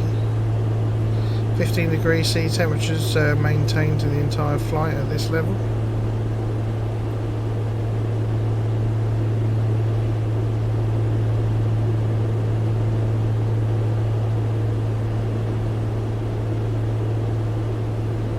Managed to avoid some of the more rough looking areas of weather, which has been a good idea. Quite big and fluffy clouds today.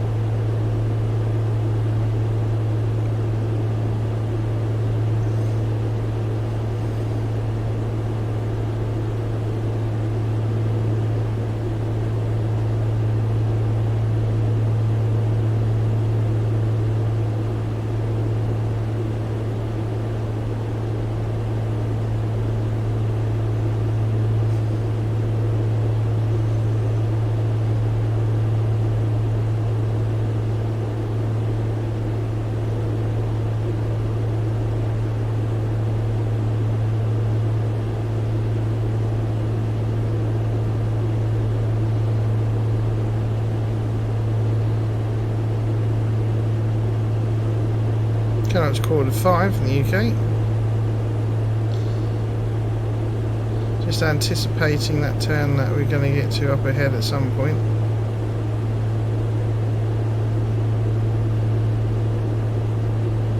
Just going through central UK at the minute.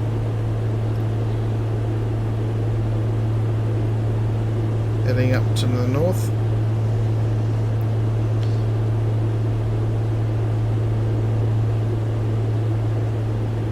Must admit, even with turbulence and things turned on, this A2A simulations Cessna 182 handles it really well with the autopilot on. Got a bit out of shape, but pulled it back, and it really does try hard to maintain the course. No S-turns or going ridiculous or inverted flight. So that's pretty good. That's really good actually. It's definitely doable to fly through weather in this with the autopilot on.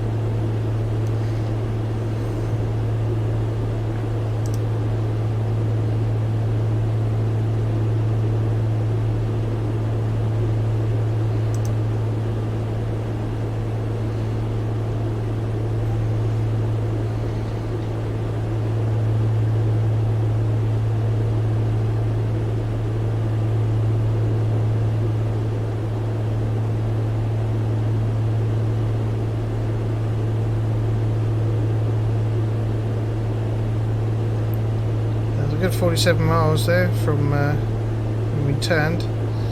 Just one big straight line along this airway, kind of following a low altitude.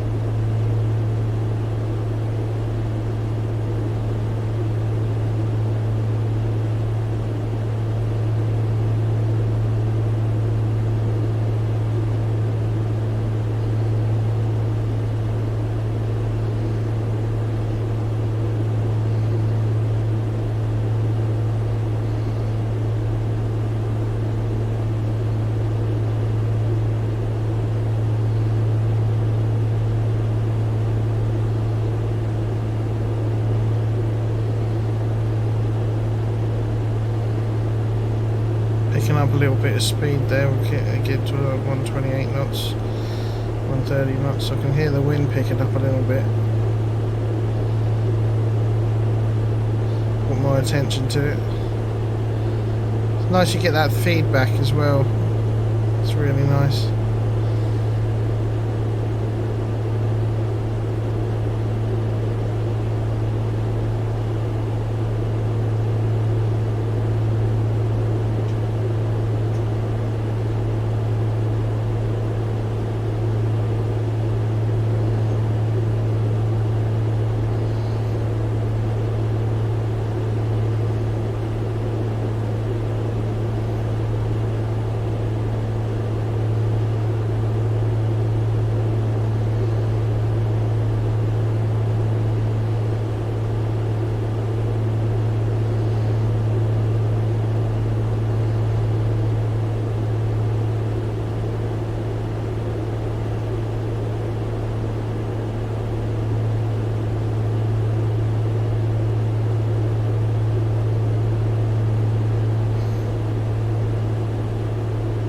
Monitoring the flight as we go, keeping an eye on the gauges. Make sure we don't get too out of shape. See how far we've gone. Thinking about what we've got to do when we get to the coast.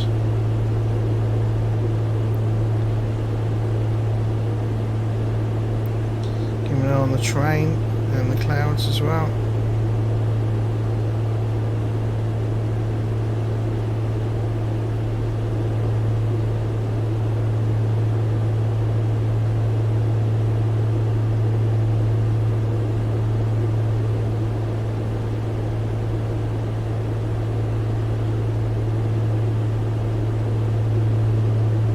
So any clouds with a flat bottom is generally where you'll find thermal activity.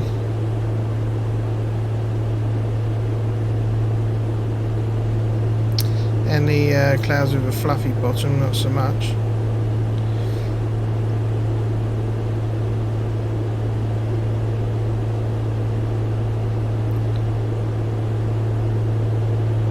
When gliding, you look for the flat bottom clouds, and the chances are there's a thermal going on underneath it.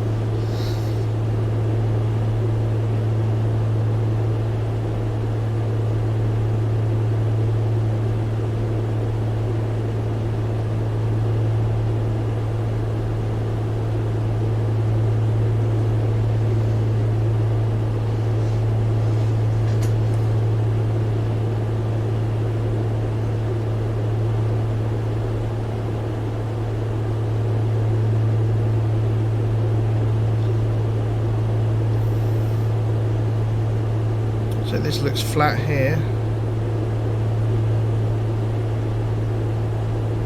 whereas over there that looks all a bit wispy underneath, so it might get a bit bumpy under this one. We'll see if that's modelled. As thermals are interesting, as it's turbulence in, turbulence out, updrafts, downdrafts.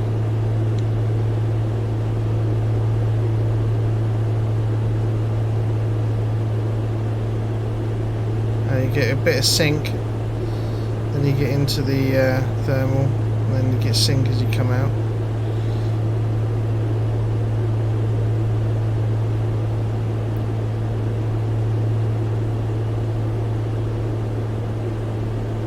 See if we get a bit wobbly, or if it's just they haven't quite gone to that extent. Yeah, a little bit.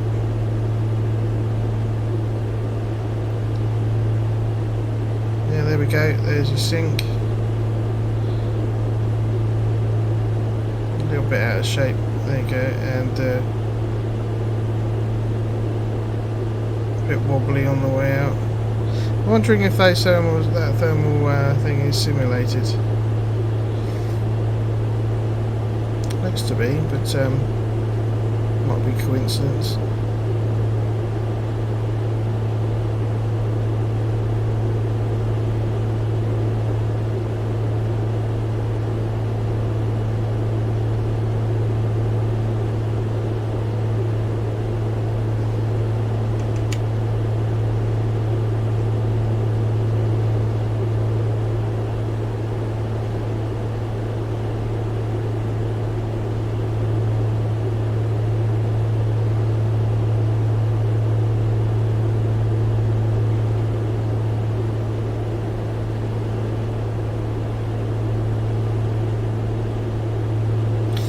if that's the thermal visualization tab, where it gives you the flat cloud underneath and the, or if it's actually an effect to do with the air or something.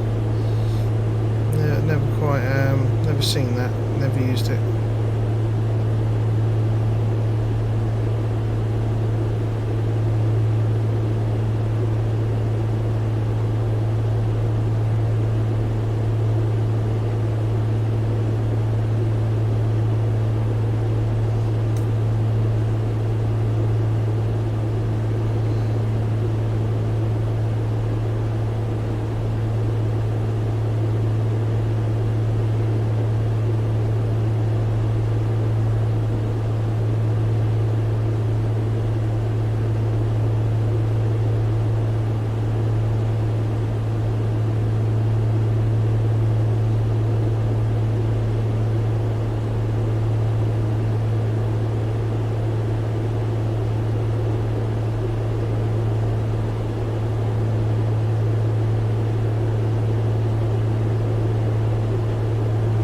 Kind of 68 miles since we made the turn. Looks like we're getting closer.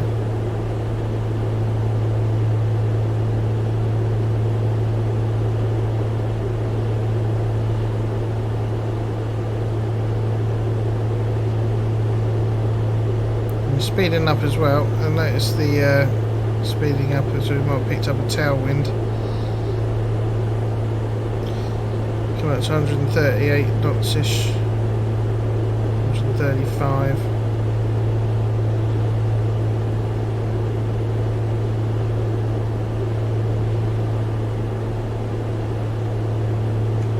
Bit lumpy over this area.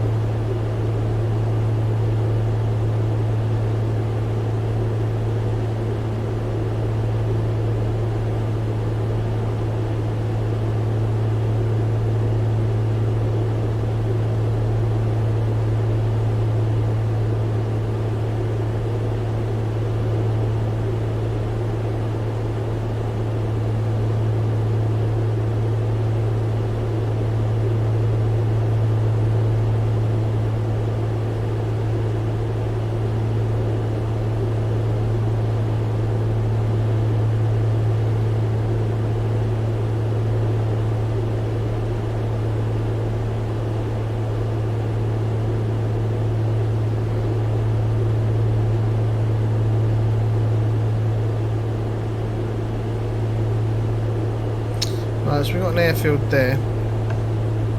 So looking at the map, I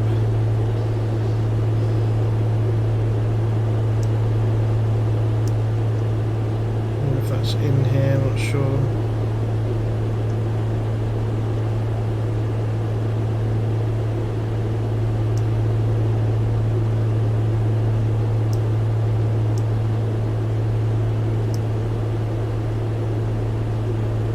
Guarantees Valley, possibly.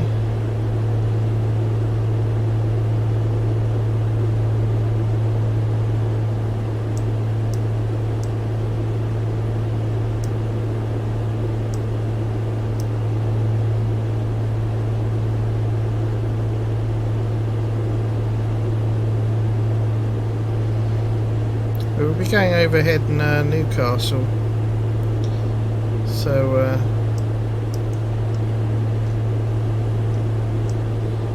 see that airport.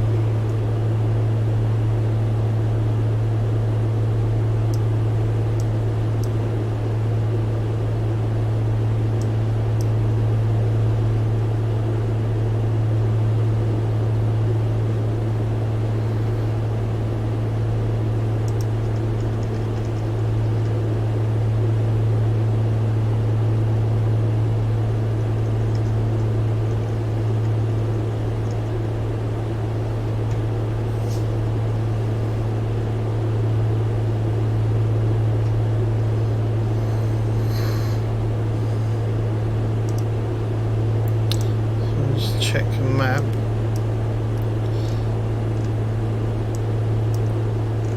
See if I can find where I am on here accurately.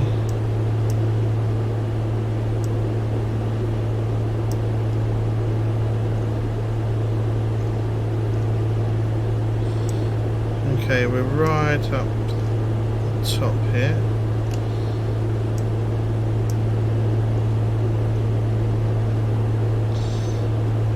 So that looks like that is EGNT, which is Newcastle, so we're slightly off from what the map's showing.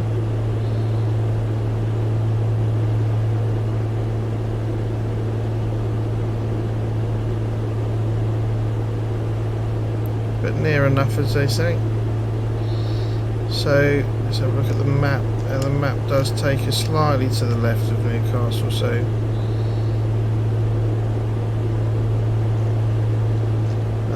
that's not too horrendous. And our turn point is literally right just off the coast, just as we touch the water.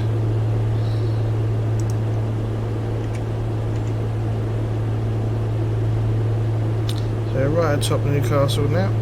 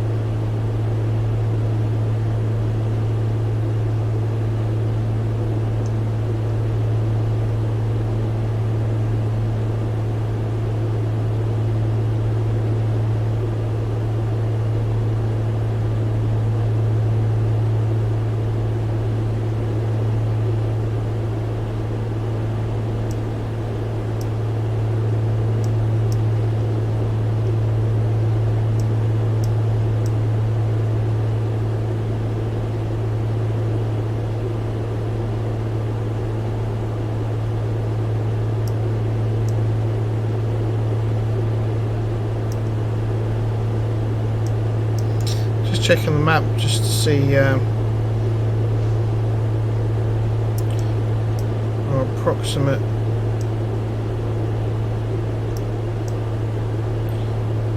if our location matches where we predict to be on the nav there.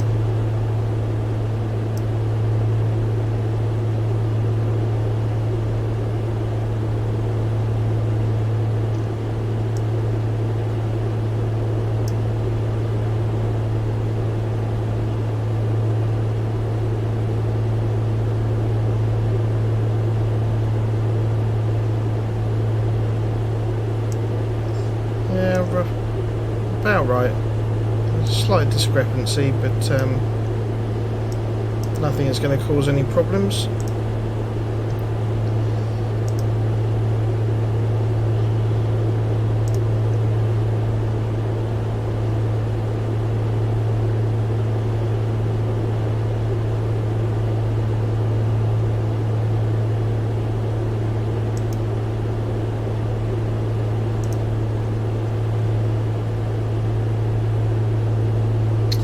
We picked up the Aberdeen VOR there, hopefully.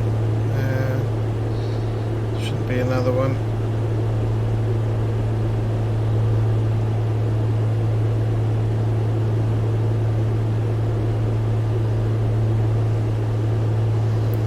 Get through this slight cloud.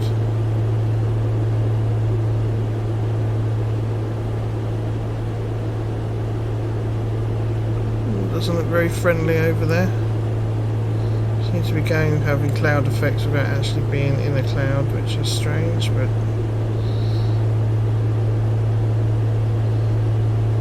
there we are. So I think we might be slightly more north heading than what the map suggests, but we'll have to see when that course line comes over where we are, but we will pick up this radial to head towards Aberdeen. Maybe we should have landed a bit more over this way, maybe, but we shall see.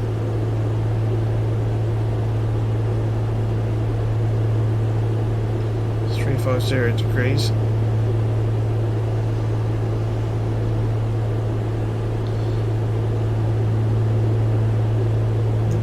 Degrees.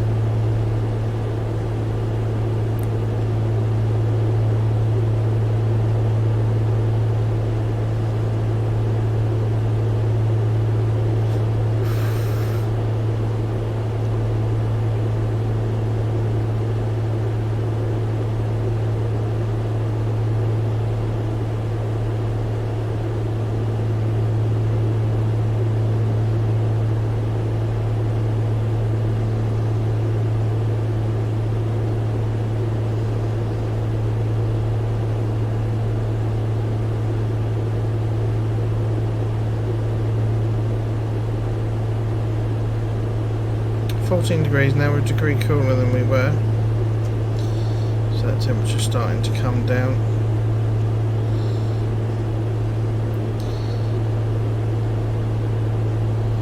Just past 5 o'clock.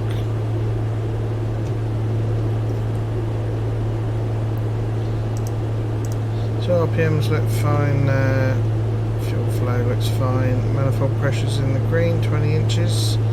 Vacuum and out's fine, pressures and temps fine, cylinder's fine, EGT's fine, and we've got plenty of fuel still. We're almost 95 miles away from where we turned, and we're hitting the coast now. Got the Aberdeen radial 350, which we'll intercept and head off towards Scotland. So yeah, progressing well. Everything seems to be functioning and operating normally.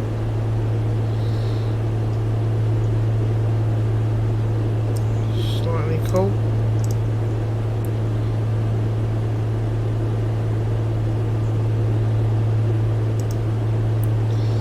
Let's warm up the cabin a little bit.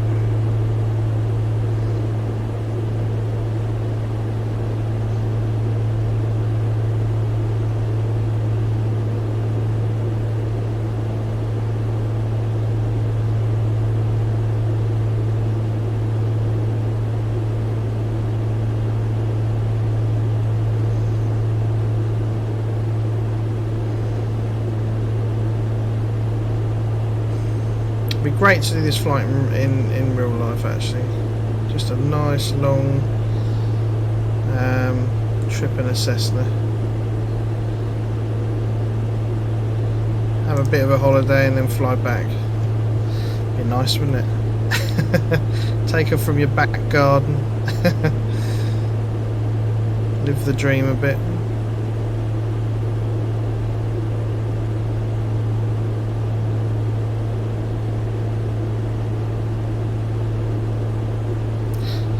Smoother air. Every time I say that, it then starts going wobbly, but it's been quite smooth for a little while now, which is nice. In the sunshine.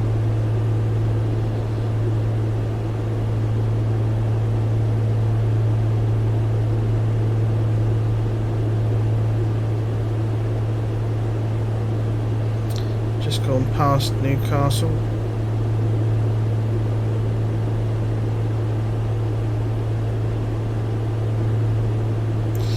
And thanks to everyone that's joined me, chatted and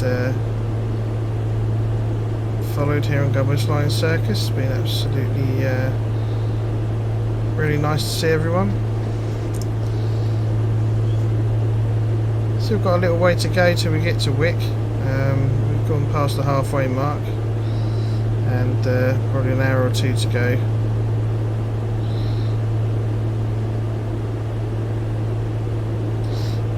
So it's kind of estimated a 7 o'clock arrival, roughly. So we'll have to see how we do for time, but it's all good. I was hoping to get there before it gets to night time, but we just have to see how we get on the next few legs.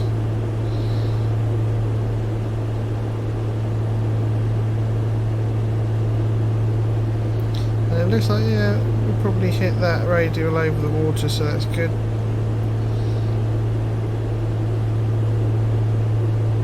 As planned, which is nice.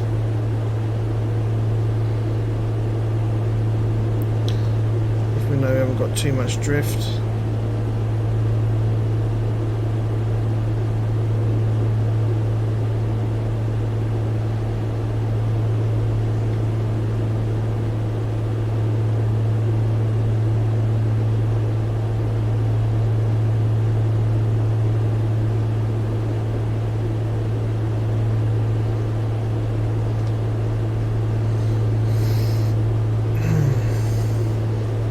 Chill out and relax a little bit. Leaning forward.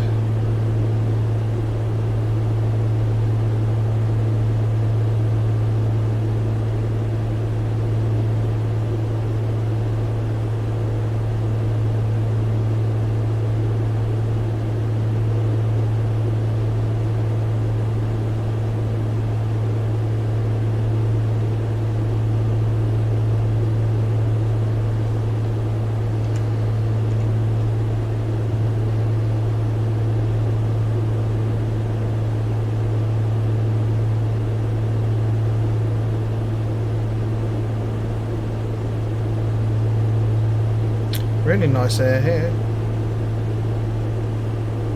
Really nice and smooth.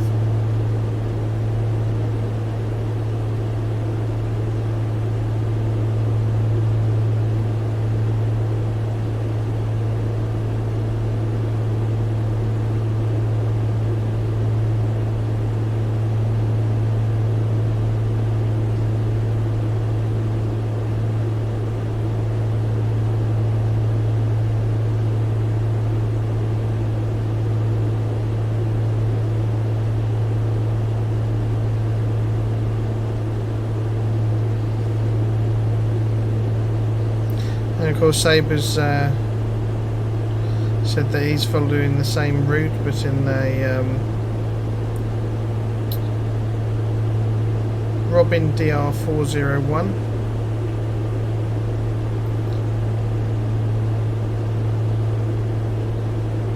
So I hope he's enjoying that and progressing well.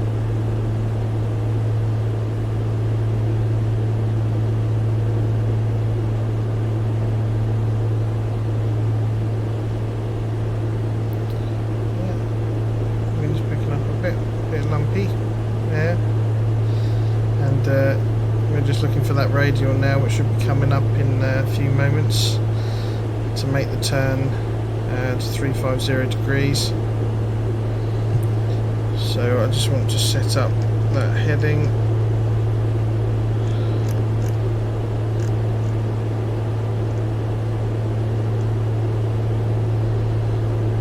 We're watching for that over on the v4.5. Set up on this one. This one is set up here, and that's the VOR we overflew 110 miles ago, about 43 minutes ago.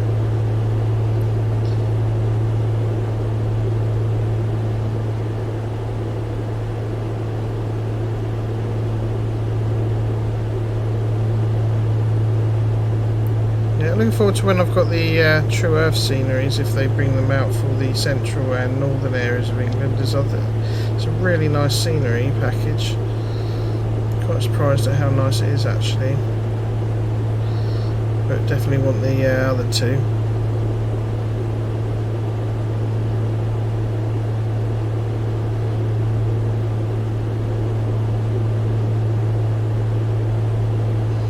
Maybe England EU might have been better to get, I don't know, add all the airfields on and things, but it said it's the new tech, so hopefully everything will be upgraded to that new tech if it need be.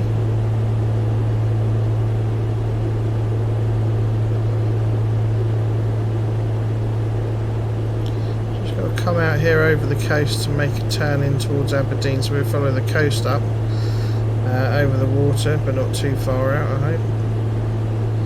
Doesn't look too far out when you look at it on the map.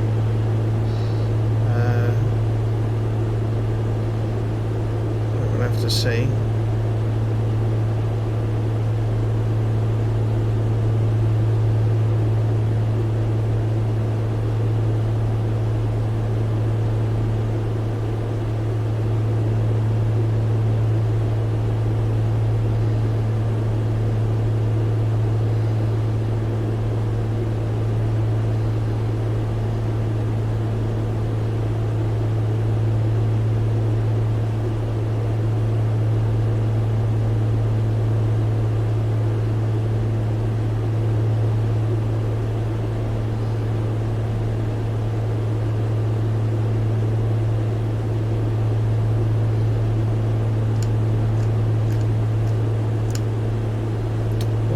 do actually is just hold that heading,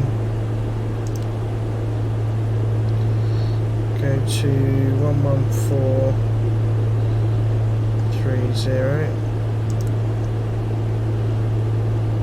push this over to 350.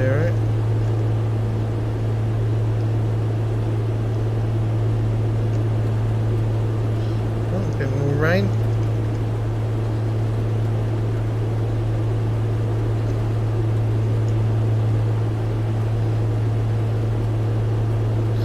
Just maintain this heading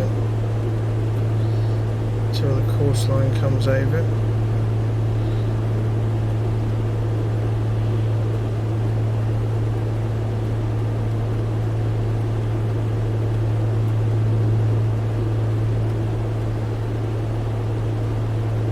We're 98 miles away from this from Aberdeen at the minute. It's about 40 minutes.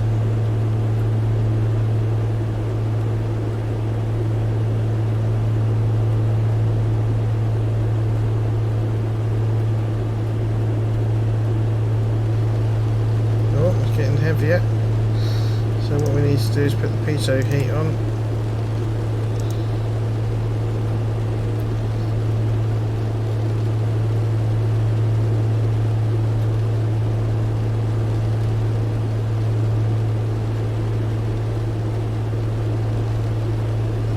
It's 14 degrees, so we're above the icing temperature.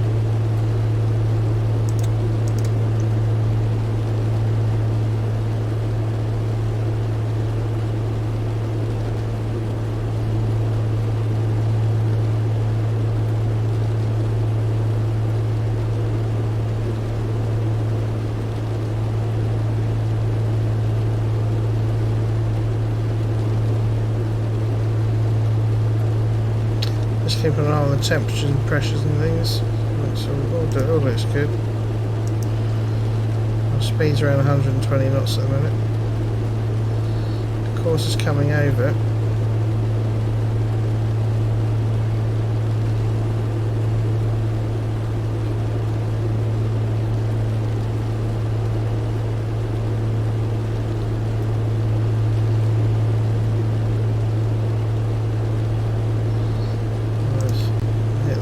Button. Let's go over to 350 there.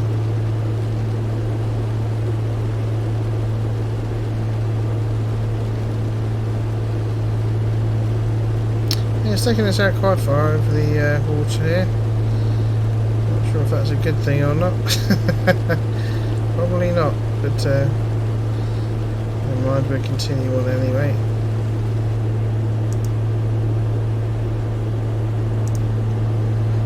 Out of the rain.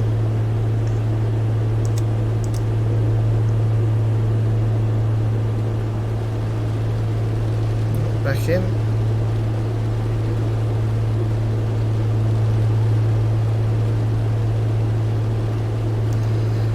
What's our temperature doing there? Oh, nice and steady. Good, that's what we want. The cabin's nice and cosy. Make us fall asleep.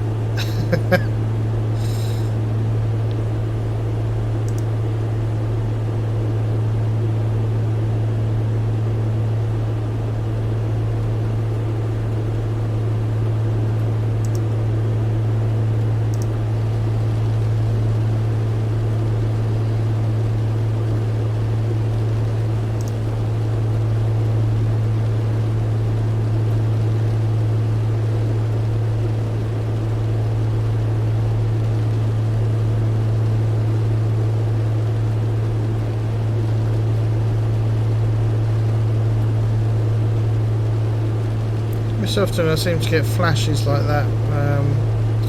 Not sure if it's graphics settings on the card that need the settings on there needs tweaking a little bit, but sometimes it does it, sometimes it doesn't. It's kind of strange. Have to look into that issue.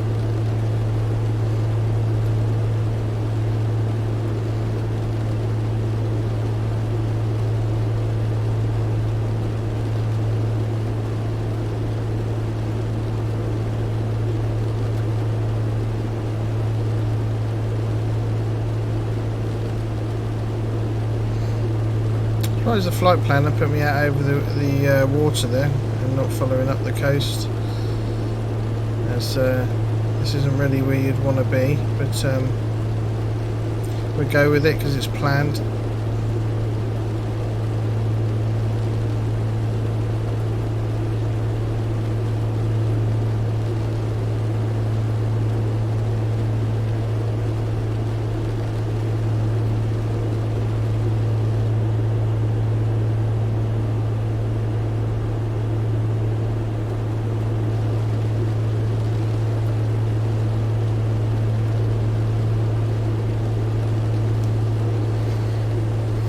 I do like the sound of the rain on the aircraft. They've done that well.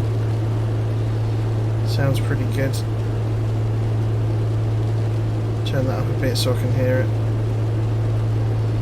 It's kind of relaxing. I like the sound of rain and thunder and lightning. It's very relaxing to me.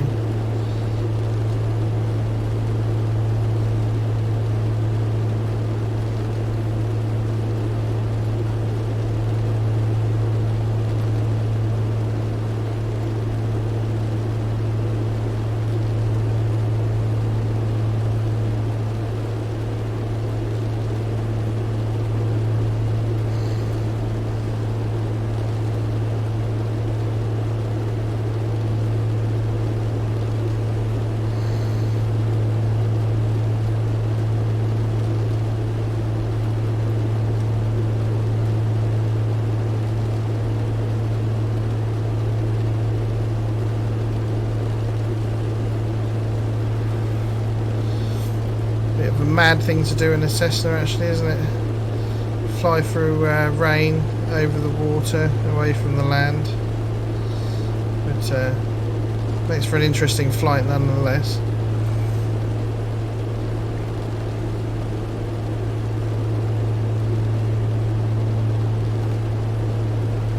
Just heading on up to Aberdeen, of course, and 80 miles to go.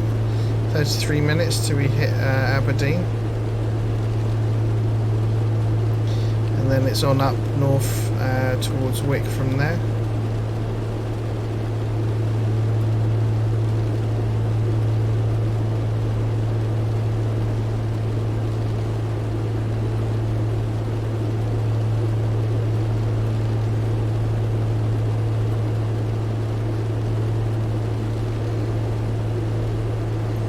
Bit of a Cessna long haul flight, which is nice, just to get more used to the aircraft, more comfortable in it. Working out the navigation again, and just having a nice relaxed flight on a nice Sunday afternoon.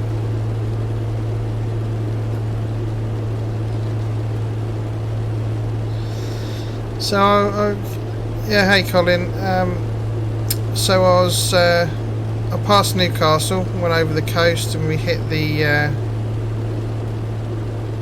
VOR course for Aberdeen, and we're 77 miles away from Aberdeen now, and just getting through this rainy, horrible weather.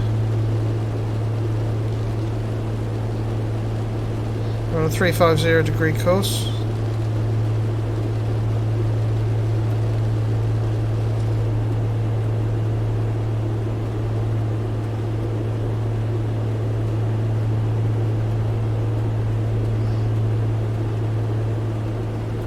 Coast is just over there. Getting some flickering from the graphics there for some reason in certain, when you look certain directions. Not sure what that is, but we'll go with it. Yeah, there you go, it's off again. Might be to do with certain effects or something. Should verify the install really.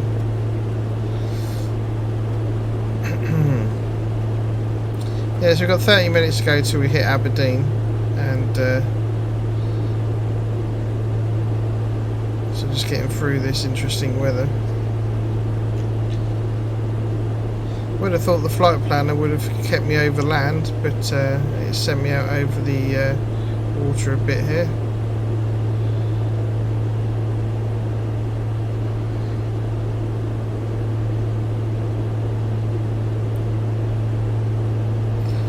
So I might try and increase speed a little bit just to shorten that leg. So what have we got on the power? 20 inches. Let's go add a bit of power now. Let's go to 21 inches, see what that gives us.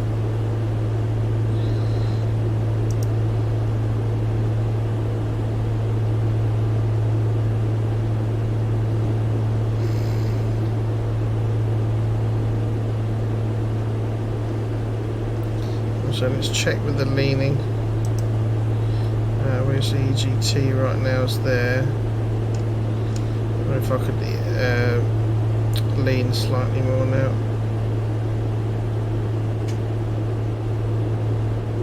No, we're about on where we should be.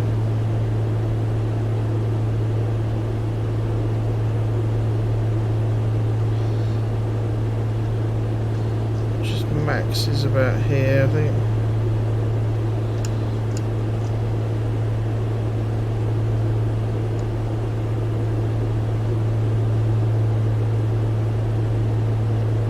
About there, I think.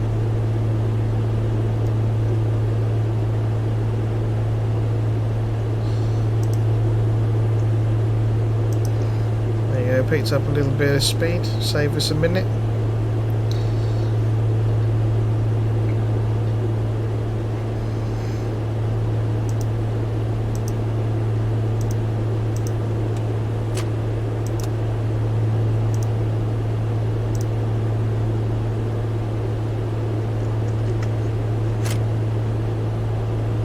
I think I'll just hit the handbrake.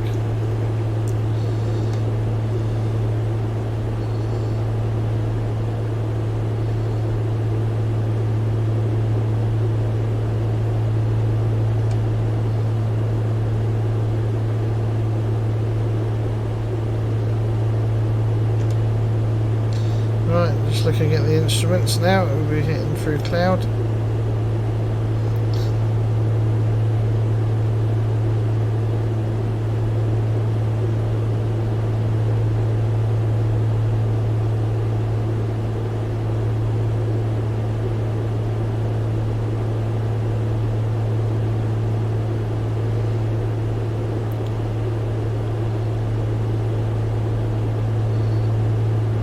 That's about 130 knots.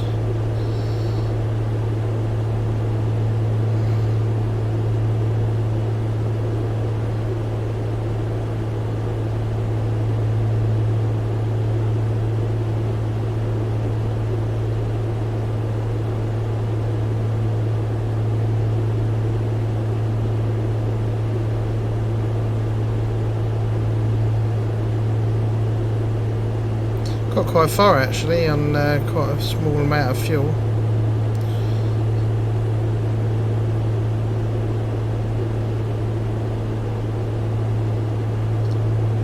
We're in the thicker clouds at the minute. There's the sea down there.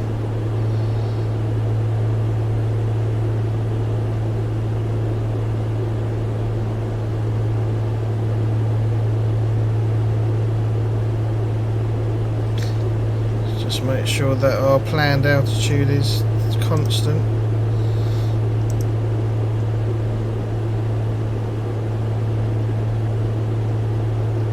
Yeah, it seems to be.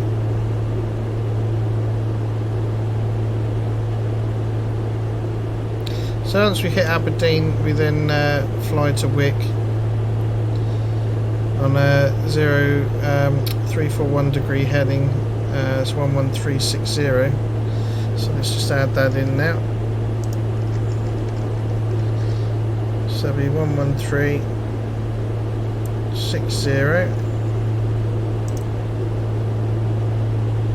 on a, what did I say? 341 degrees.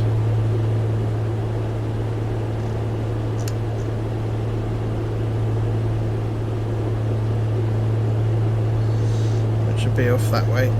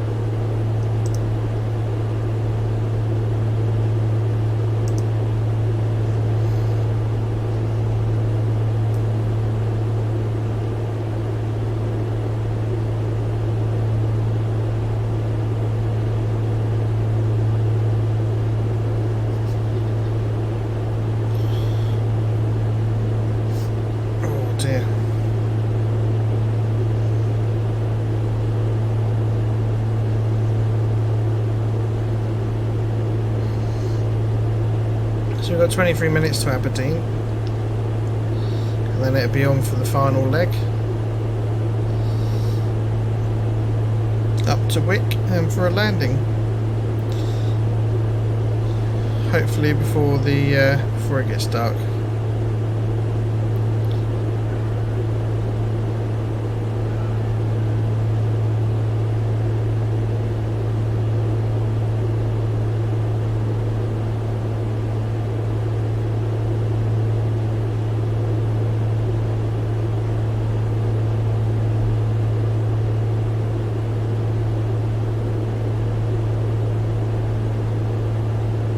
Just made some adjustments, increased the power to give us more closer to 130 knots.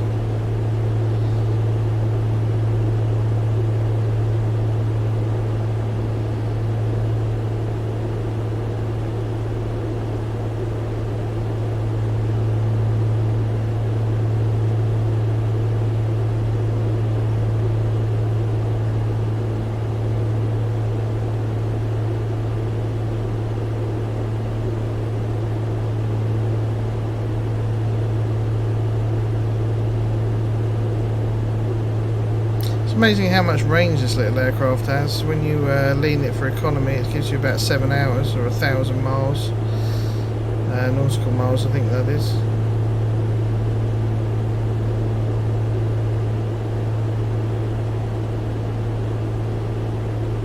That's quite a good endurance for a little aircraft.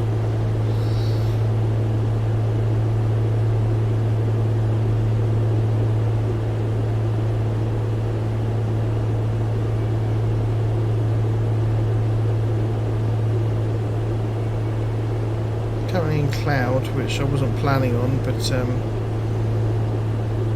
depends on the representation.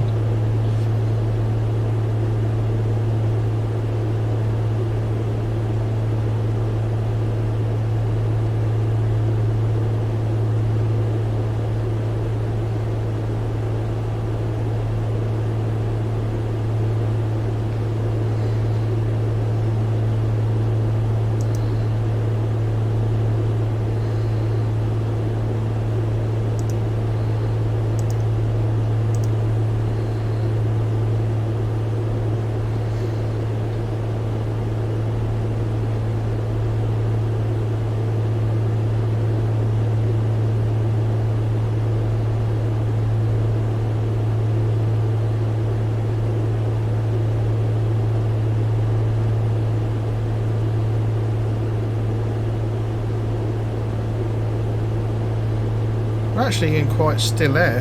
The ball isn't moving too much. We've got 0 slip,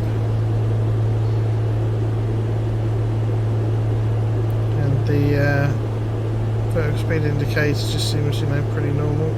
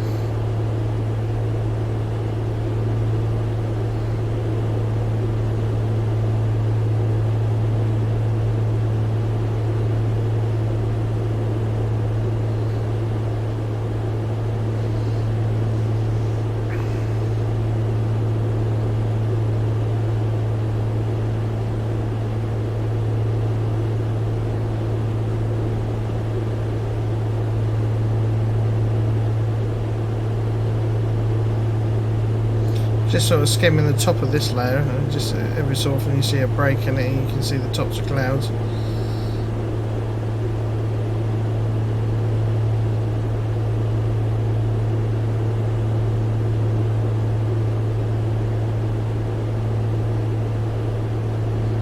It's only a degree cooler at this level since we started, so no icing considerations.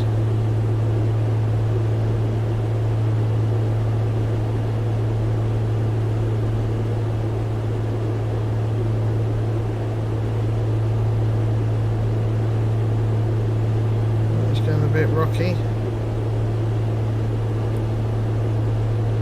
Interesting to throw this through all these different cloud and weather systems here.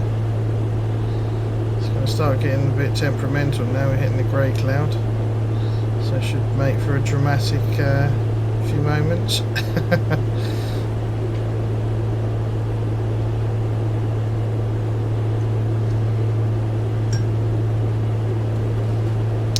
Yeah, here comes the rain.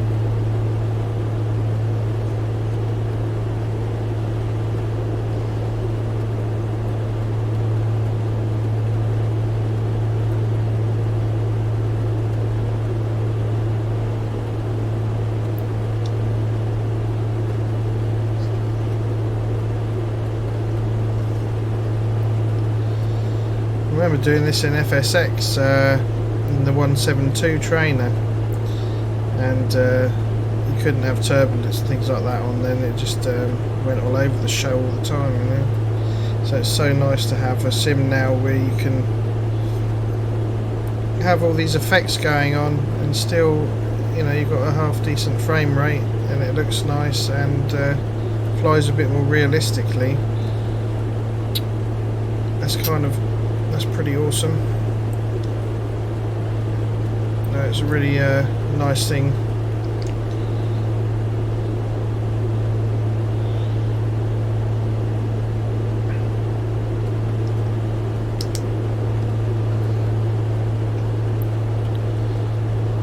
It's kind of relaxing, those sounds. I like them.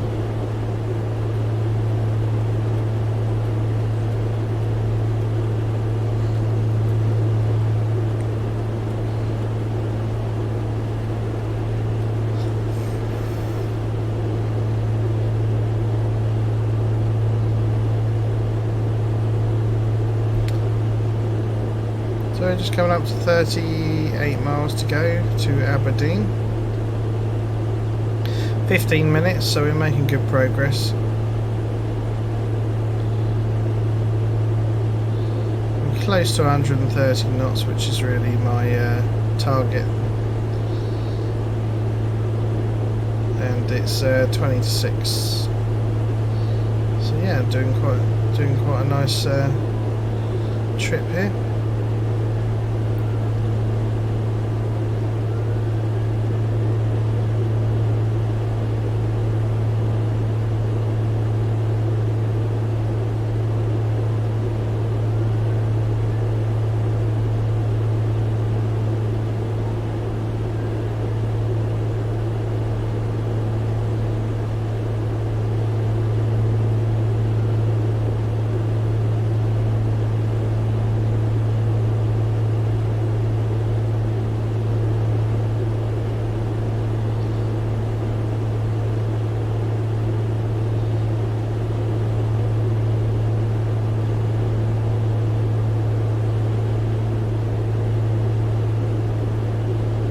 And of course here at Gumbo's Flying Circus I like to be nice and relaxed and chilled out and enjoy my flying and do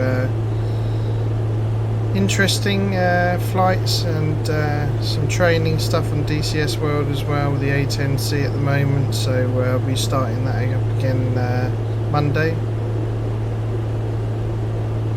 Got to learn how to enter waypoints into the CDU to complete another training mission, so That should be an interesting one for those that want to have a look. Should be around 1 PM tomorrow.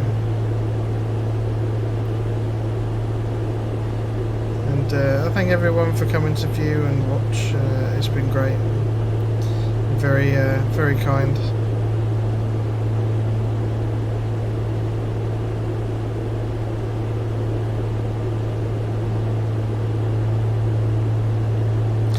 .degrees now. Temperature's continuing to drop as we progress further north and the time ticks over. Hoping to land before it gets too dark. I'm not sure what time that does that in this sim, but fingers crossed we get there in time.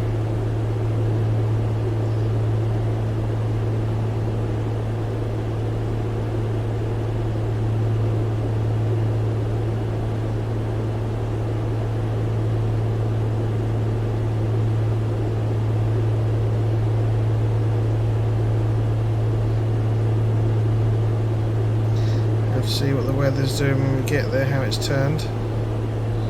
Hopefully it'll still be okay for a landing. But we do have a alternate of EGPC.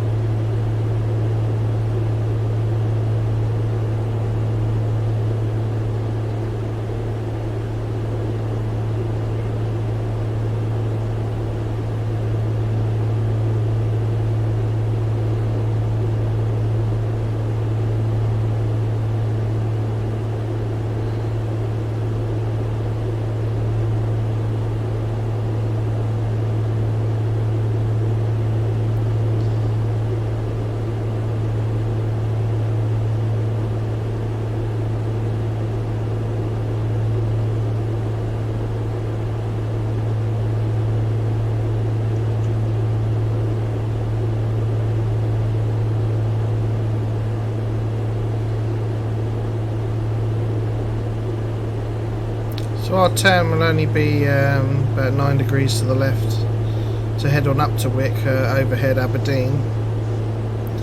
So it's almost a straight line.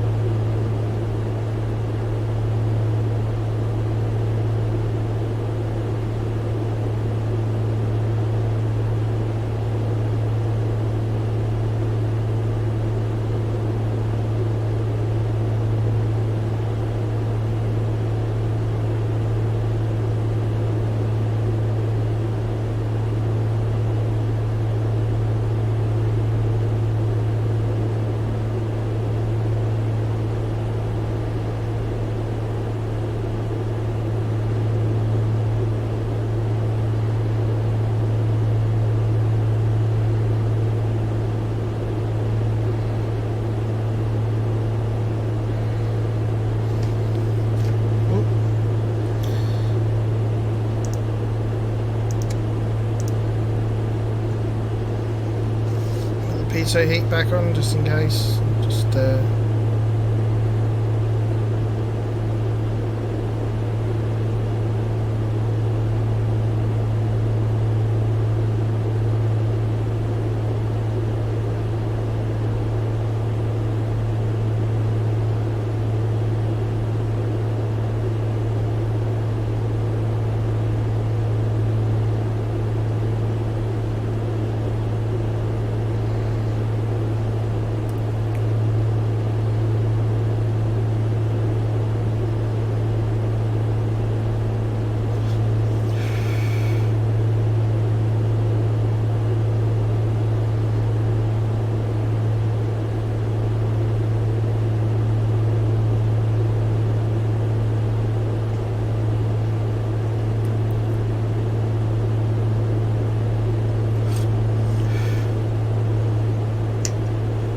swap these things over.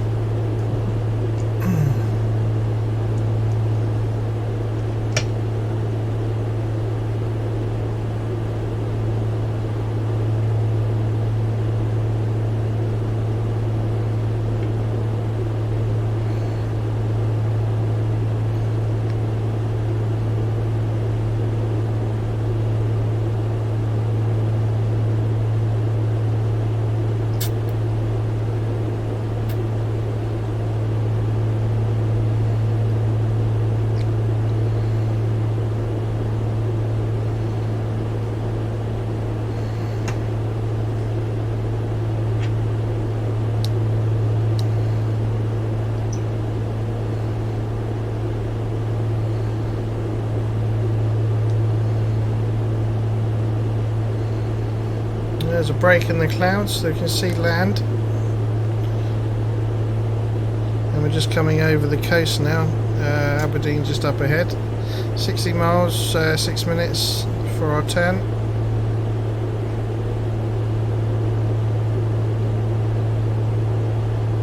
Oh, itchy nose.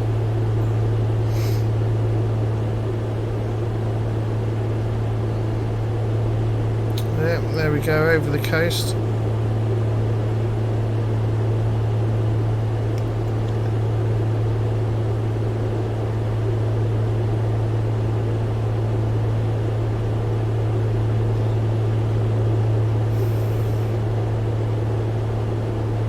And we've got a nice healthy 135 knots there. So picked up a bit of a tailwind.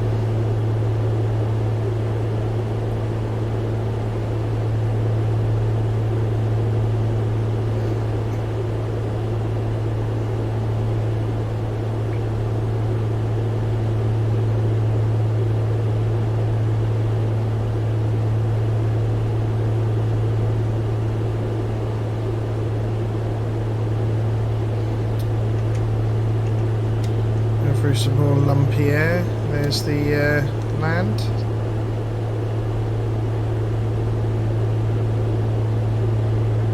Looks like some houses popping up there.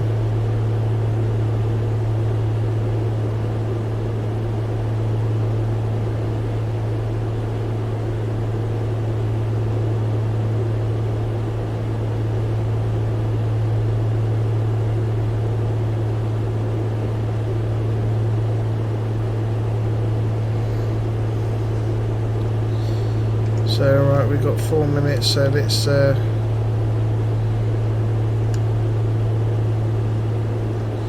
get ready for the change.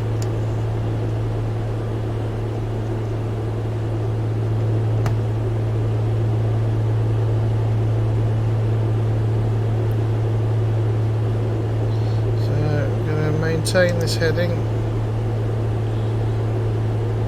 go to 341 degrees.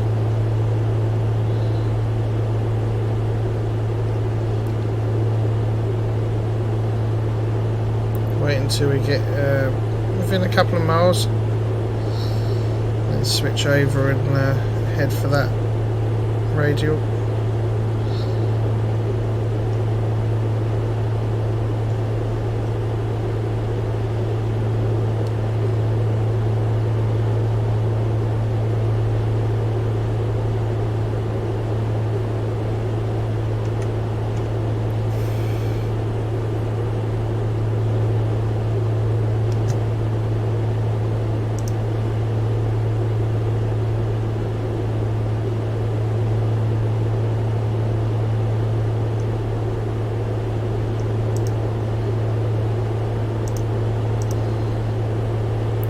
Degrees now, so it's continuing to drop every so often.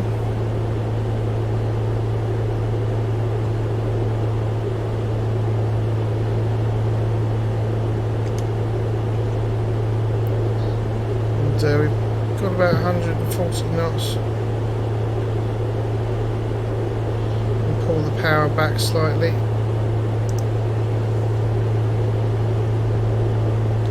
Go back to 20 inches, I think. See if that helps. we go, we've got to do about 9 gallons per hour as well on the fuel.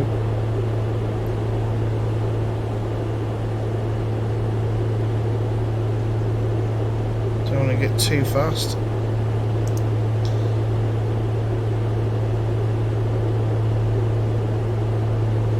Course line started moving. Just gone past 6 miles. 135 knots now, which is nice and comfortable.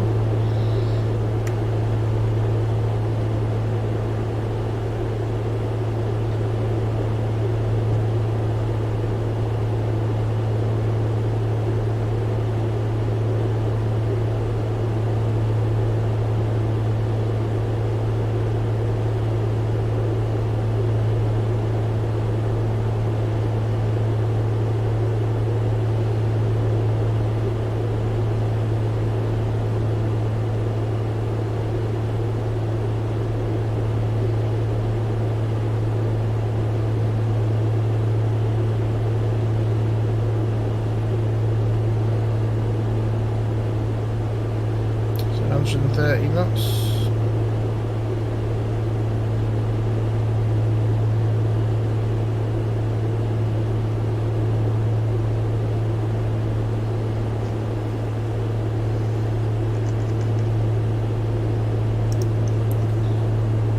Push the power up slightly, I don't want to get too slow.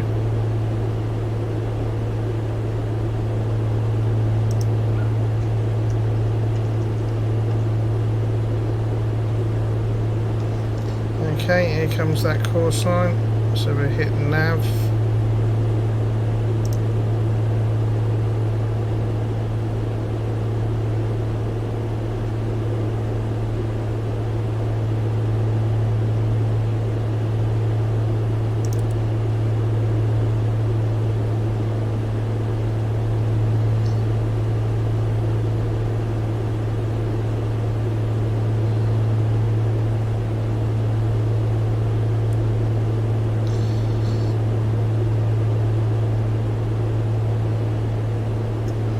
Let's check the map. That takes us all the way up to Wick.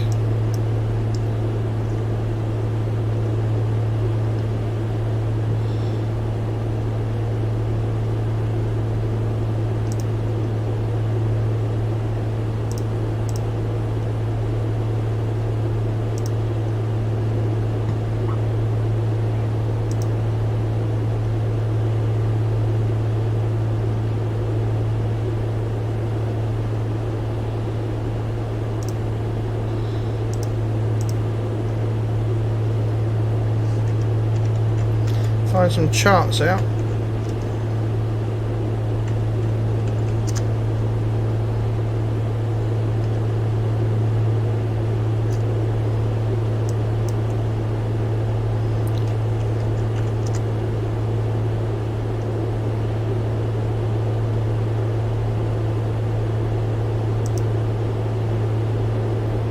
So it's got a vector chart here for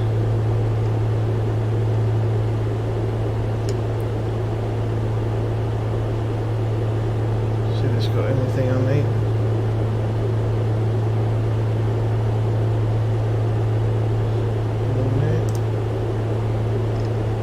There we go, PDF.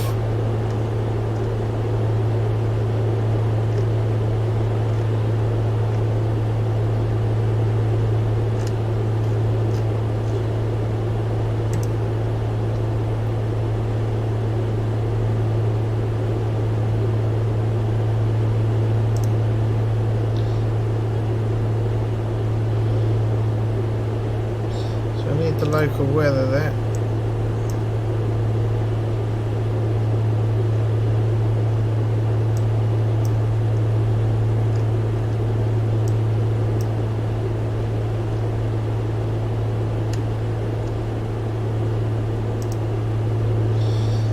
Let's have a look, what's it like at the minute. So the wind is 110 at 9 knots. Visibility 10 plus miles. Overcast at 1700 feet, temperature 14 degrees, dew point 13 degrees. No precipitation, that's 1011 millibars, or 29085 inches. So it's 110 at 9 knots.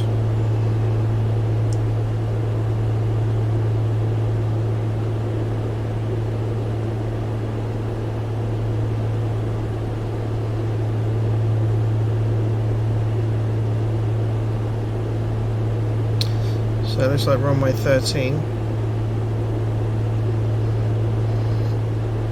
And we want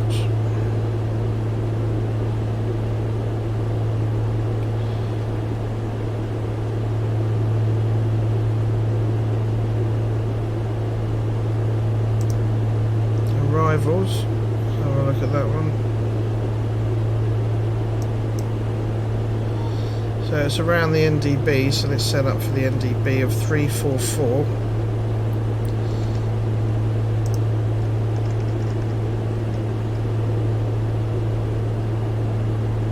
Oh, wrong one.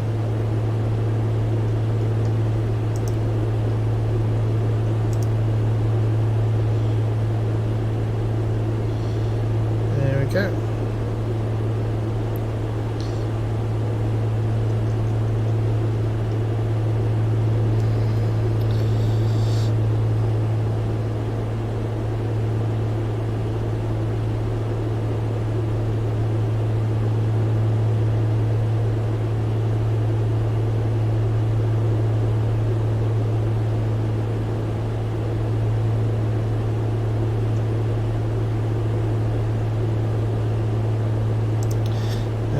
Look at the NDB arrival.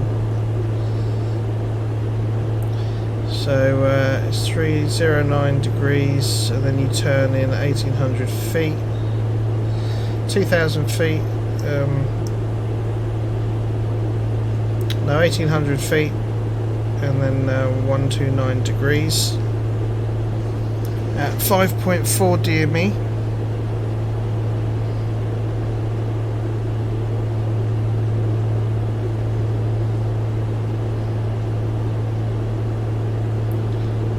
So essentially we're 2,000 feet, we do go descend when we're 5 miles out to 1,800 feet, 8 miles out you do the turn, 129 degrees holding 1,800 feet until 5.4 DME, and then you start your descent down to the runway there, which is an elevation of 114 feet.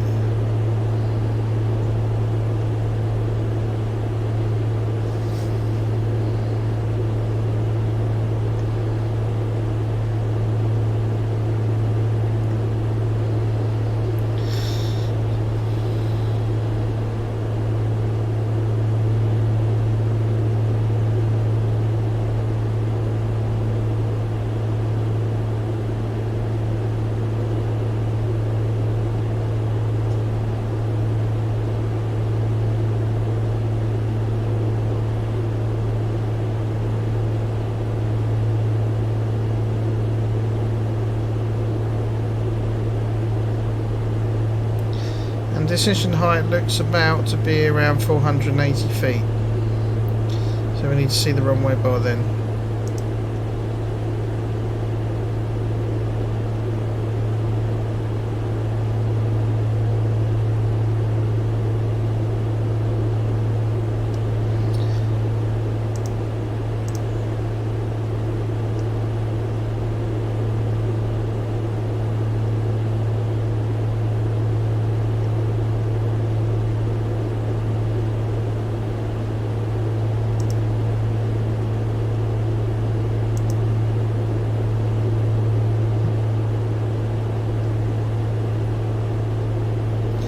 For the NDB approach, you do the NDB approach, or we can go for the 4 DME approach, which is again 2,000 feet descending to 1,800 feet by 8 DME, turning onto the approach at 134 degrees, 1,800 feet again 5.4 DME. then follow it down onto the approach there. So it's essentially the same, just slightly off. The course is slightly different. 129 or 134. So I think I'll do the. Either way, it's around about the same. So we keep the VOR and the DME up, and should be good.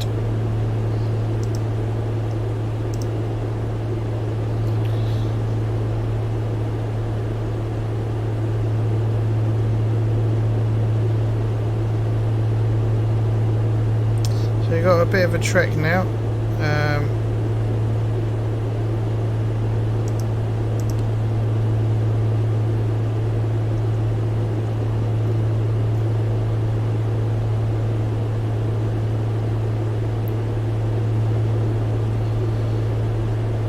Only about 54 miles.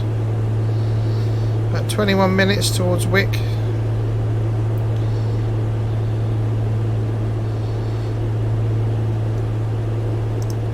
And it's been about 3 hours and 10 minutes or so since we started. So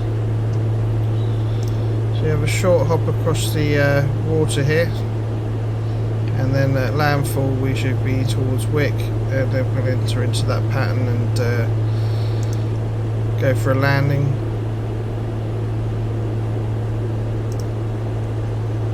And the you know, it's only a 9 knot wind.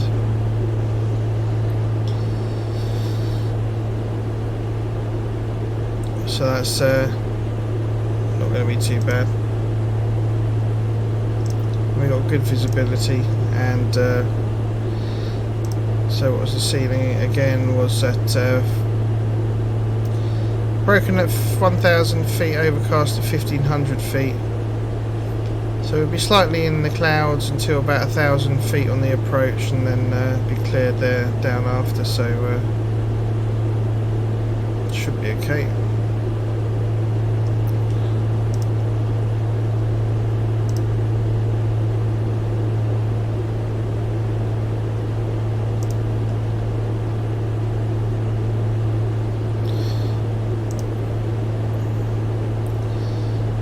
You're now at Newcastle.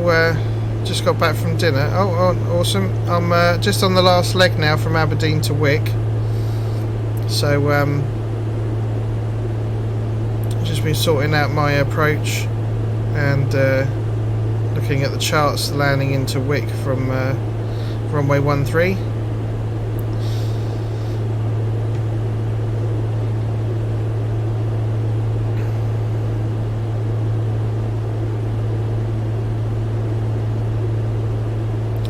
So it was predicted for a 4-hour odd flight, but we managed it in probably be 3.5 hours, 3 hours 40 minutes.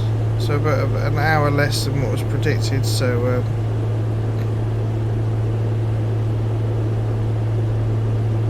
that's pretty good.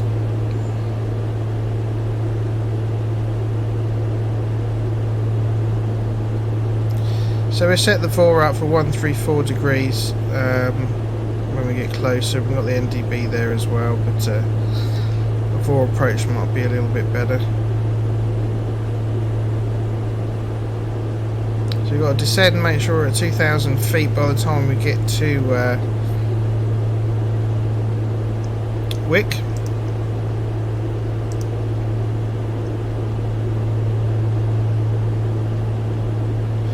And we'll start off on the overhead and fly 303 degrees from the VOR there to get out, and then turn at 8 DME.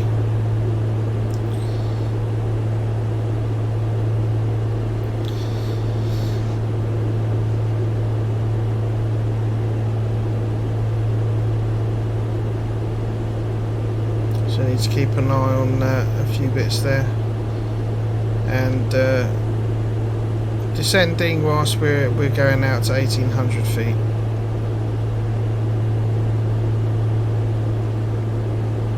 So we've only got to lose 200 feet between the, you know, over an 8-mile track, so it's neither here nor there. And then start the descent at 5.4 miles down to the runway.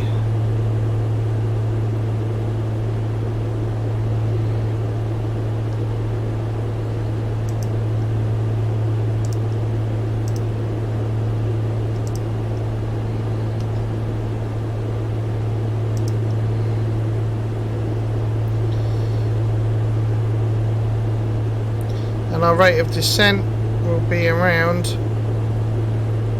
420 feet per minute, 400 feet, 320 feet per minute roughly. That's what we need to aim for the glide slope. And that'll be a 60 knot approach.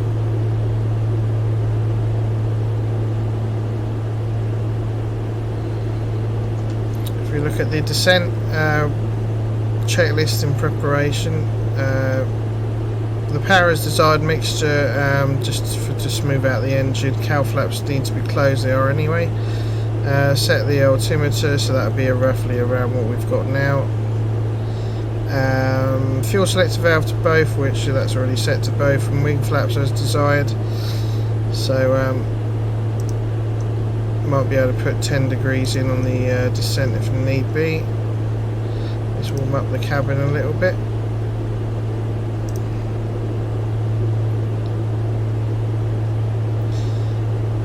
See if that makes any difference. Probably not. There we go. So yeah, there's a couple of layers of cloud we're flying through at the moment. Still see the water there. But under 1,000 feet would be out of the clouds, so that's all fine and dandy. And we've still got 5 hours of fuel left, so we've got plenty of fuel. All the temperatures and pressures are fine. Power and fuel is fine.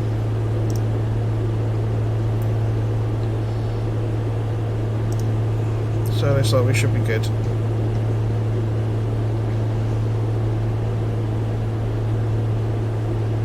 And we've got 11 degrees as well, so we're getting down towards icing conditions, but we've got the pitot heat on, and we'll be descending soon anyway.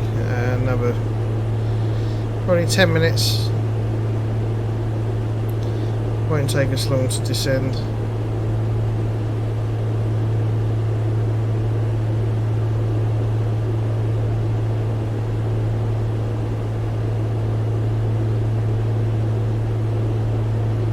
This flight in the 182, you're probably looking at 4 hours from start to finish already. All complete, which is nice. 172 would be a lot longer. That's probably a 5-hour flight.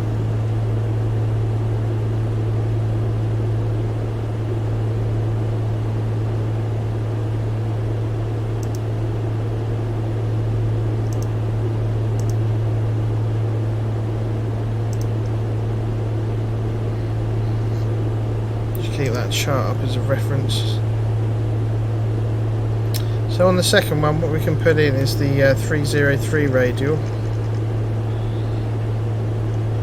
which is we're going to need to hit approximately overhead, not exactly, but it just as a reminder.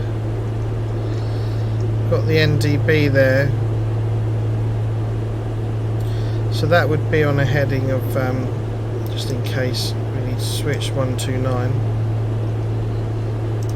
if we were going to go for this one, so we just set the heading to that.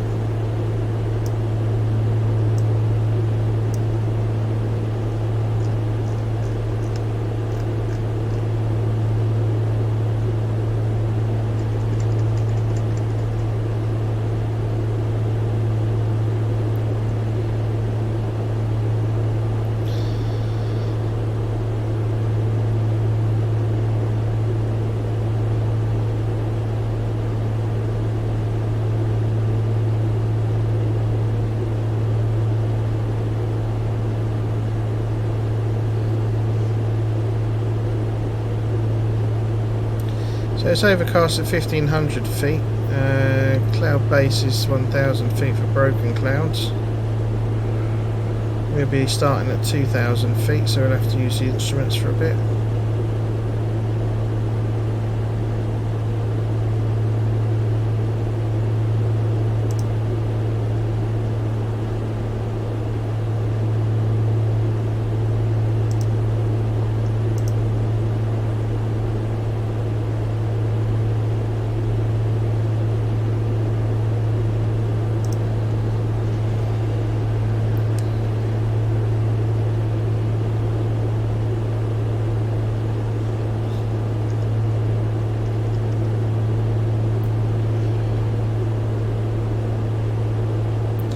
Let's start heading down to 2000 feet.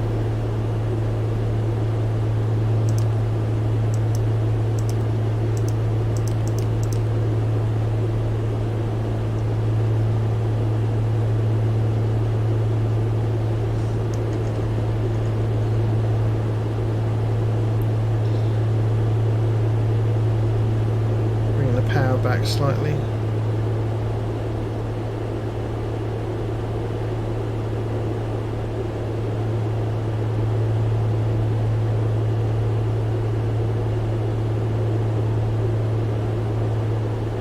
So 1011 on the which we've got.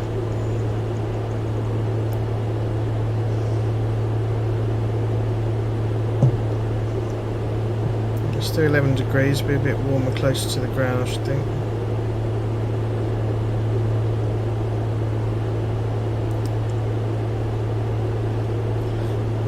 Move that power back a bit.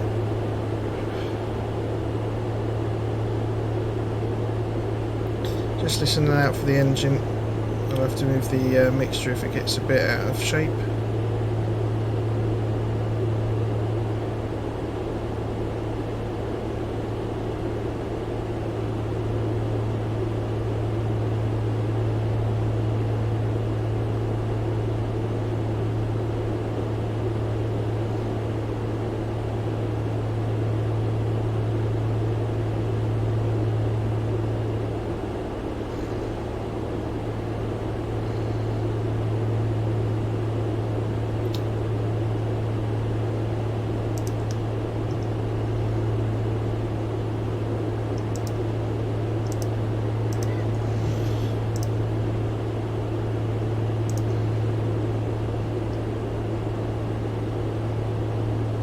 So once we get overhead, we turn to 303 degrees and then descend to 1800 feet. We take over manually after there.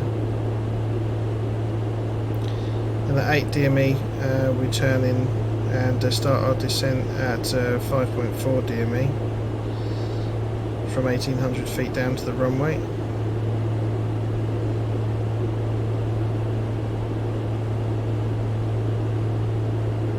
Passing 3,000 feet, 9 minutes, 23 miles.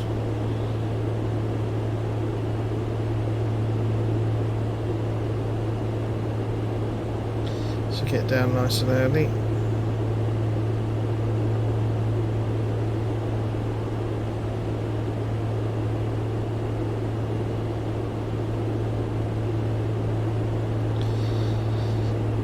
The highest peak is going to be 577 feet, 764 feet as we come across the land, 695 feet, so 2,000 feet of course in that 10 nautical mile range would be fine. And we're now 10 miles away from there, so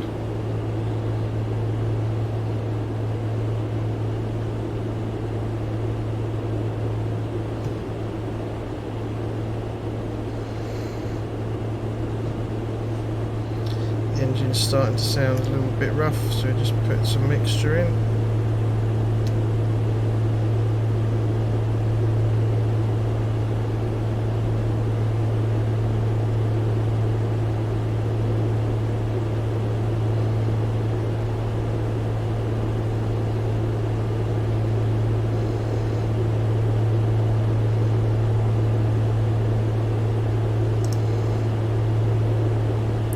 70 to 80 knots.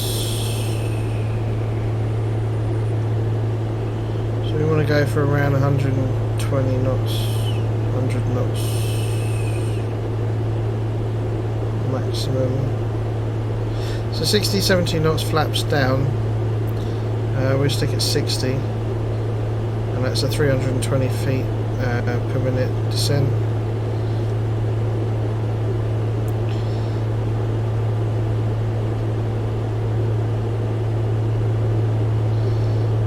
To hit 2,000 feet.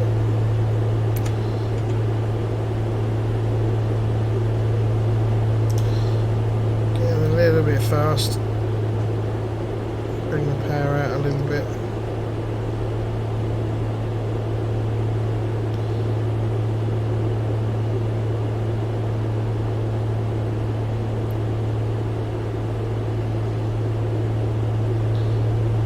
Bring the power back up now to 20 inches as we hit our altitude. And we've got 60 miles to run.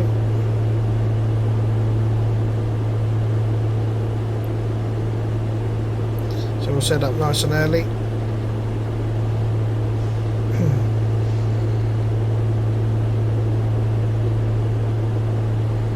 13 degrees, so we're fine with that. Take off the pitot heat.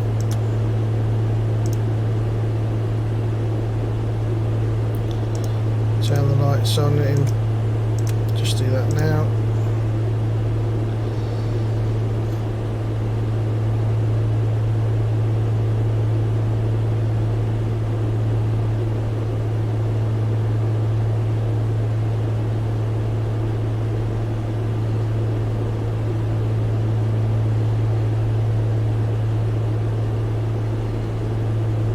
It's 3.5 hours.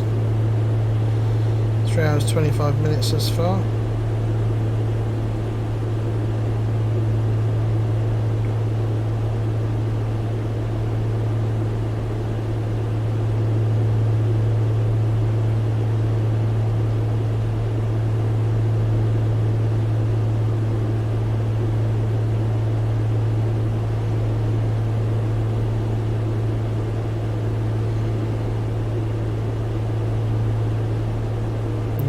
Just see the sea down there.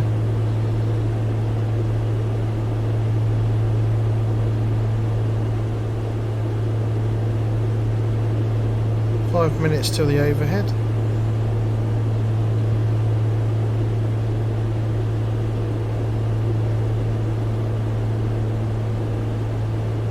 Makes you feel like you're turning when you look down, but you're not. That's a strange thing. But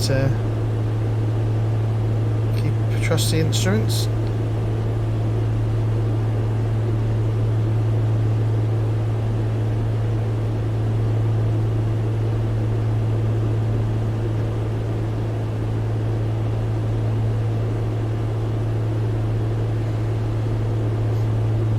Right, we're just about to enter that 10 mile radius around Wick.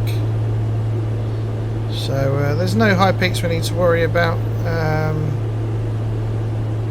unless we had to descend, but the highest is 764 feet, so we're way above that. 1200 feet above that, so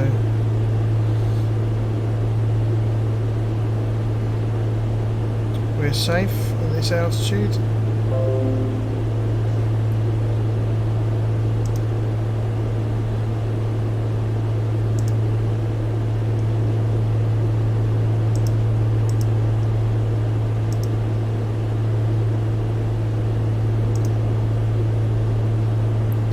And there's the landfall.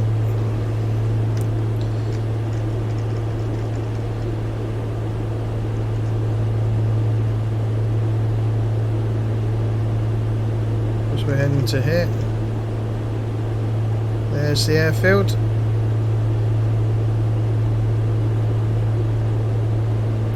We're going to be coming down onto this runway here.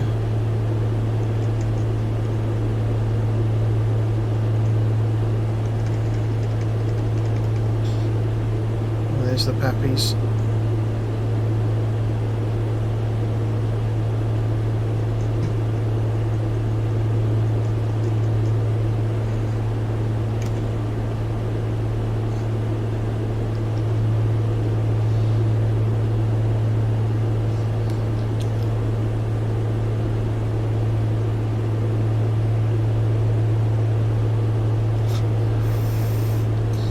Turned out alright as well for the cloud base here. Just at the bottom of it.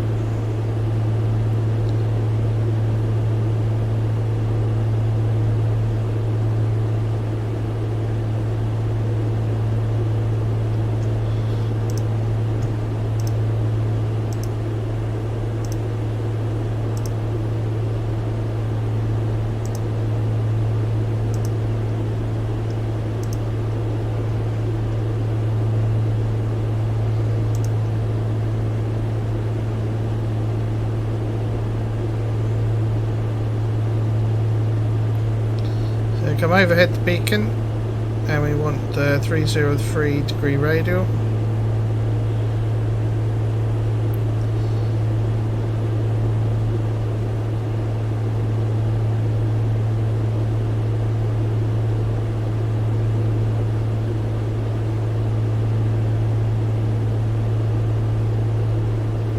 So that cloud base there, we're just above it said. Oh, it is great this weather, isn't it? It's still got 160 nautical miles to go. Oh, you're not far out then. I'm just coming on the overhead now, so you're probably, what, half hour behind? 40 minutes behind? Okay, so we need to watch this. 2 miles.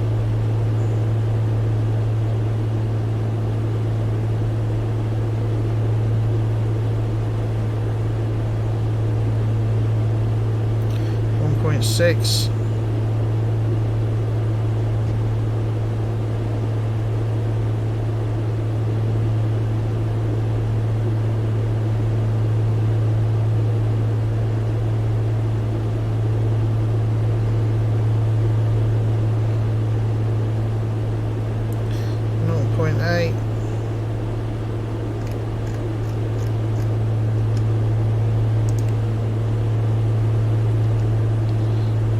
Turn there to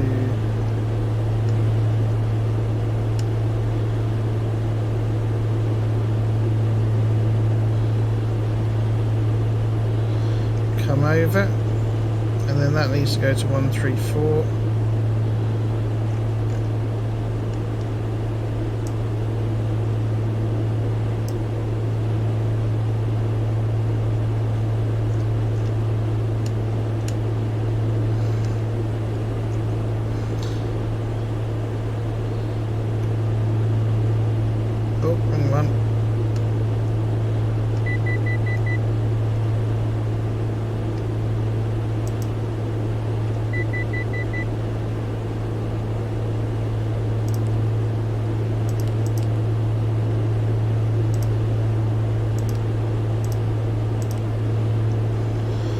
Down to 1800. Start bleeding the speed off.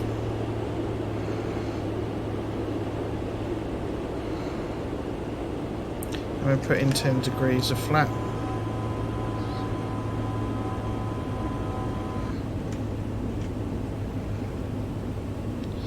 Now we're looking for the 8 DME.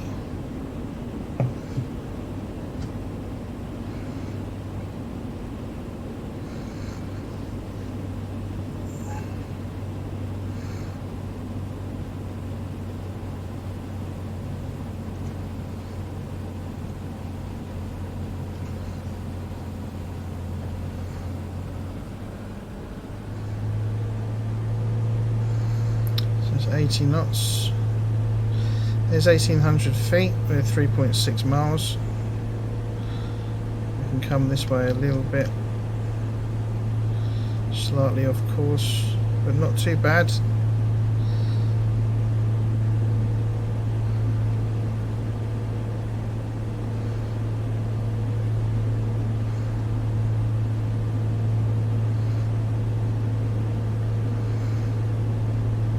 And it's 340 at 60 knots.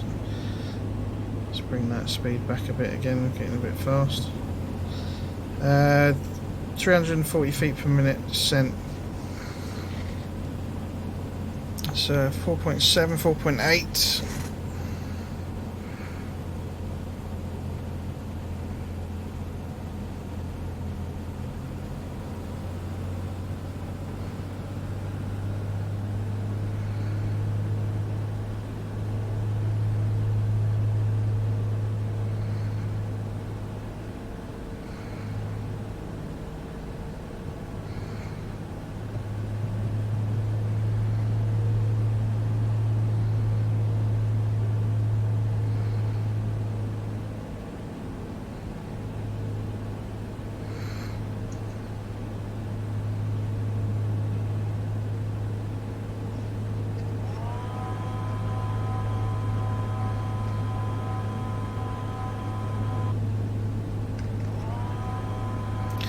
Let's get the flaps down.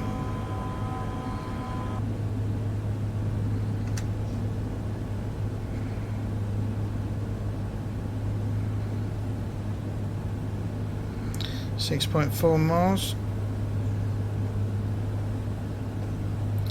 And we've got the 303.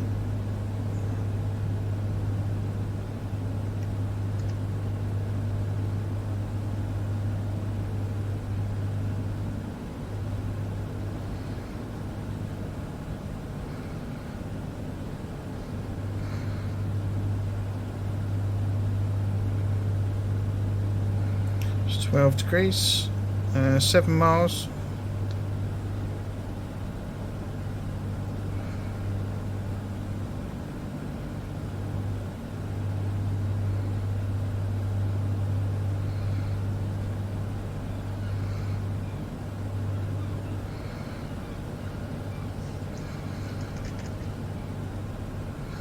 Seven and a half. Then we need to come round to the 134, and that's a right turn at 8 miles.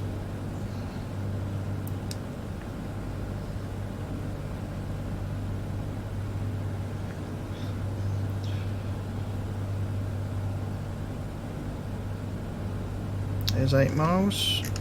So let's go for the right turn.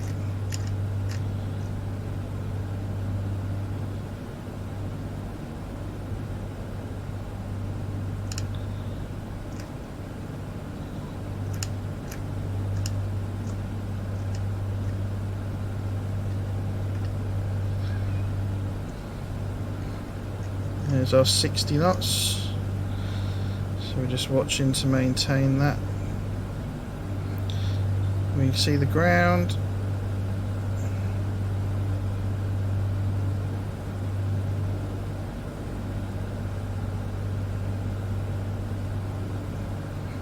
Here comes the course line for the lineup. Then we've got to look for 5.4 DME until we can start the descent. Then we'll kick out the autopilot. Let's go to 120 just for the lineup.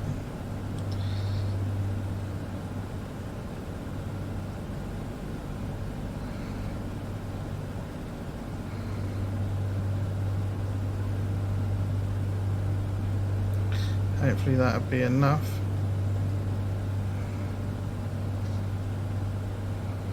Engine sounds like it's running smooth.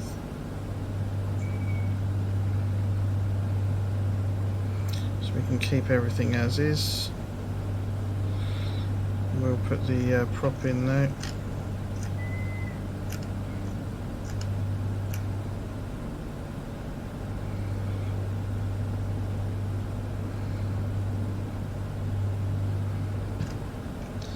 Let's get that over a little bit more.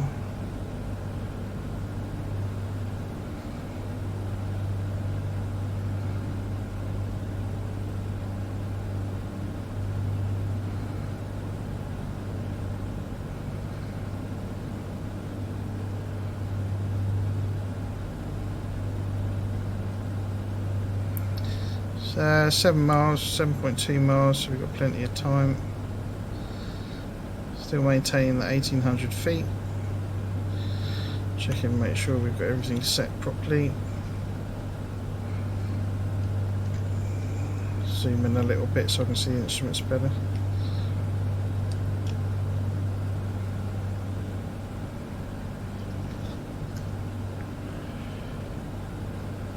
.9 miles.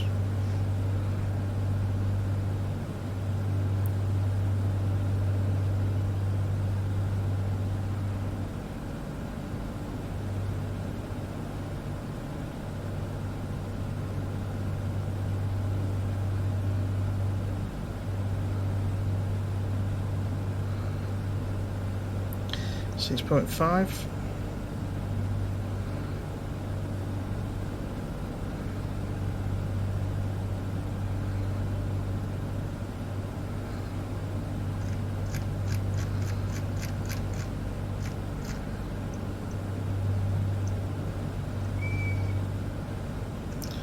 Right, start turning that way.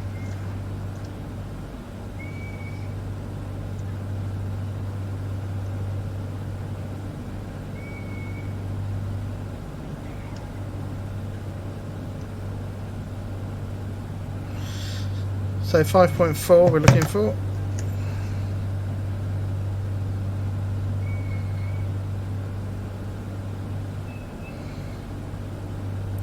And 320 roughly feet per minute descent.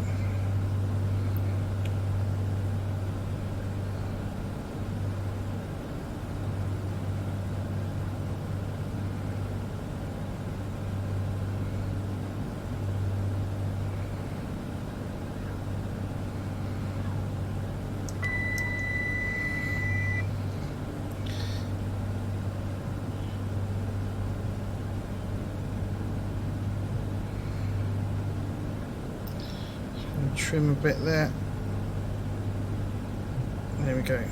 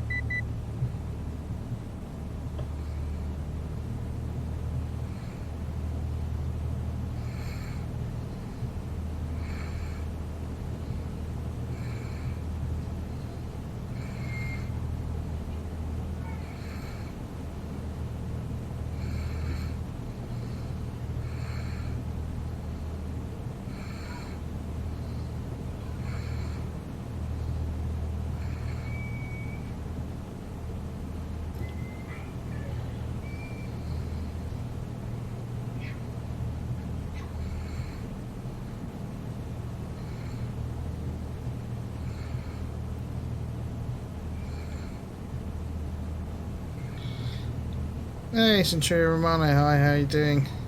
Just finishing off this ferry flight here, landing at Wick in Scotland. Just following the instrument approaching for a 4 DME landing. Can't see the airfield as yet. And we've got 3.7 miles to go, so it's quite a long one.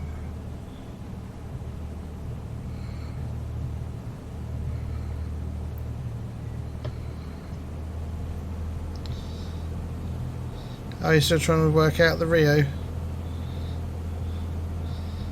Yeah, it's one of those things to get your head around, but once it clicks, you'll be off. It's quite interesting, though, to work it out.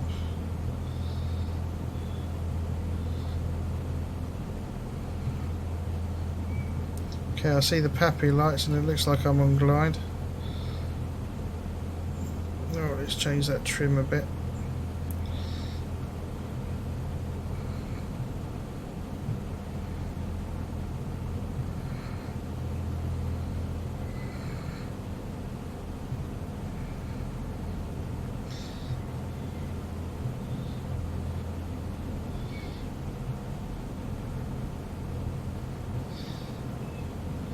Oh, the AO, yeah, it's not the greatest, is it?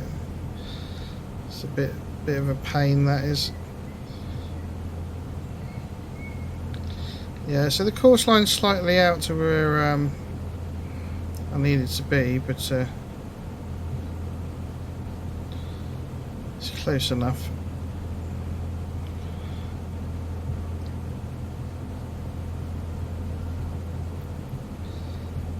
Let's keep that 300 feet per minute glide.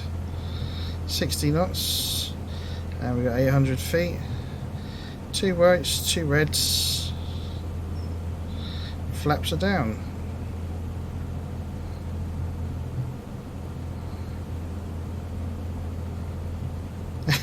Yeah.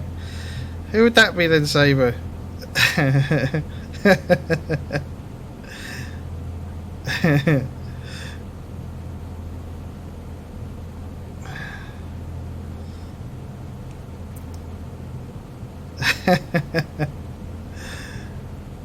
Right, 300 feet per minute still. 2 whites, 2 reds. Still got our 60 knots. The course was slightly off. Look, if you look at the course line from the chart to the sim, but it was close enough to get us where we needed to be.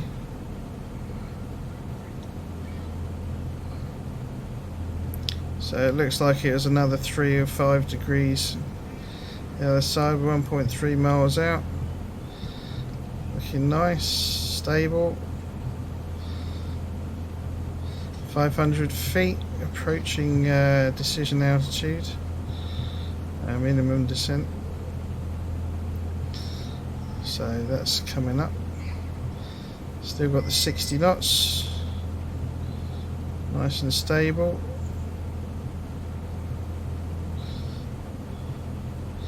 Only a 9 knot wind from 110 degrees, so a slight crosswind, but not much to sing home about.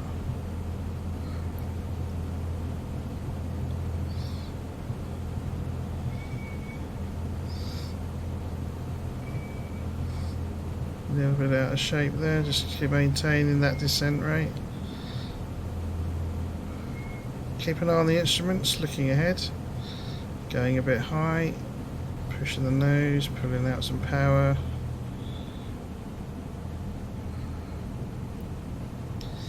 There we go. Once we hit 200 feet, we forget about those, as they're inaccurate. Okay, looking forward. There's 200 feet. Looking for the centre line. Looking for my touchdown point, which is coming up here. Keeping it nice and smooth, pulling up. Taking out the throttle. And wheels down.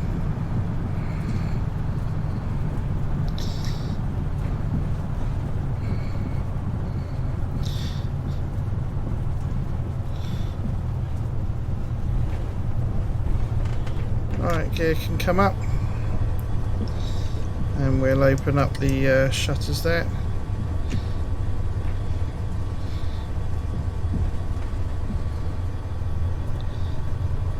Keep some revs on the engine so it doesn't mess it up. We've already got our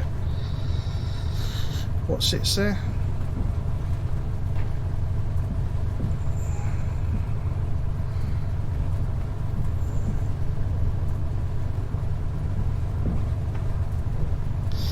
So we use this as our turn off. Oh, you still got 120 miles. Oh dear.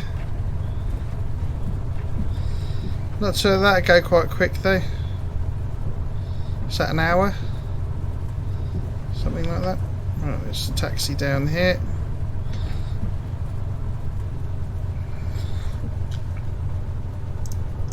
And we take off the strobe. The lights can go off.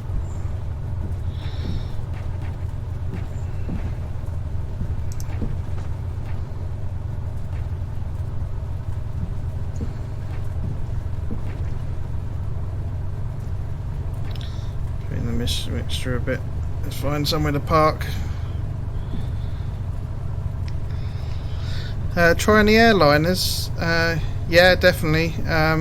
when I can afford them because they're so expensive. I've got to wait and save up for I want the 747, so or an A320 or the A320. I'm not too sure yet. Short haul might be better to start with, get more landings and takeoffs. Alright, so let's land. Let's park over here. Look.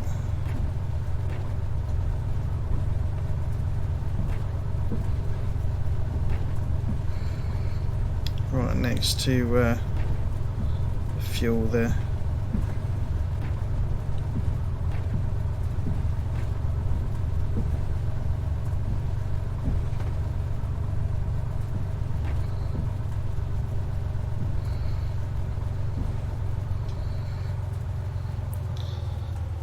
Right, that should do us.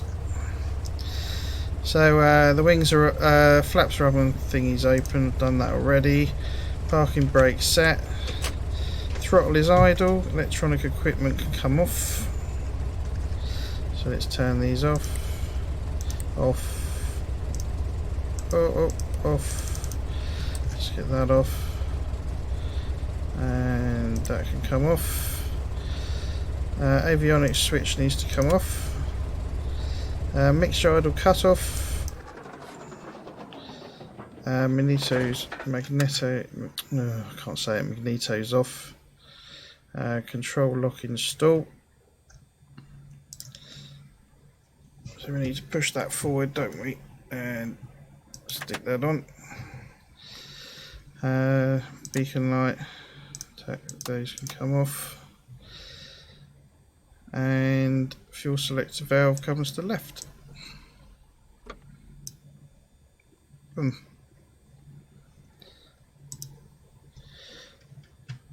And then because we're here, let's take off those.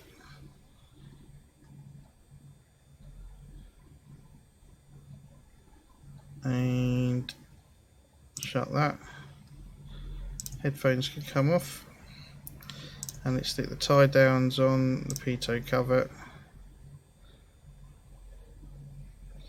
And empty the plane.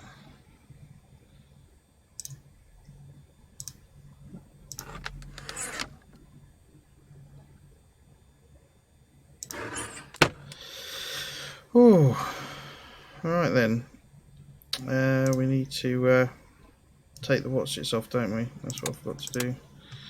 And that one, there we go, all shut down. Right then, so that was what, 3 hours and 51 minutes of streaming. We basically taxied as soon as I started, near enough. And we flew from Shoreham all the way up to Wick in Scotland.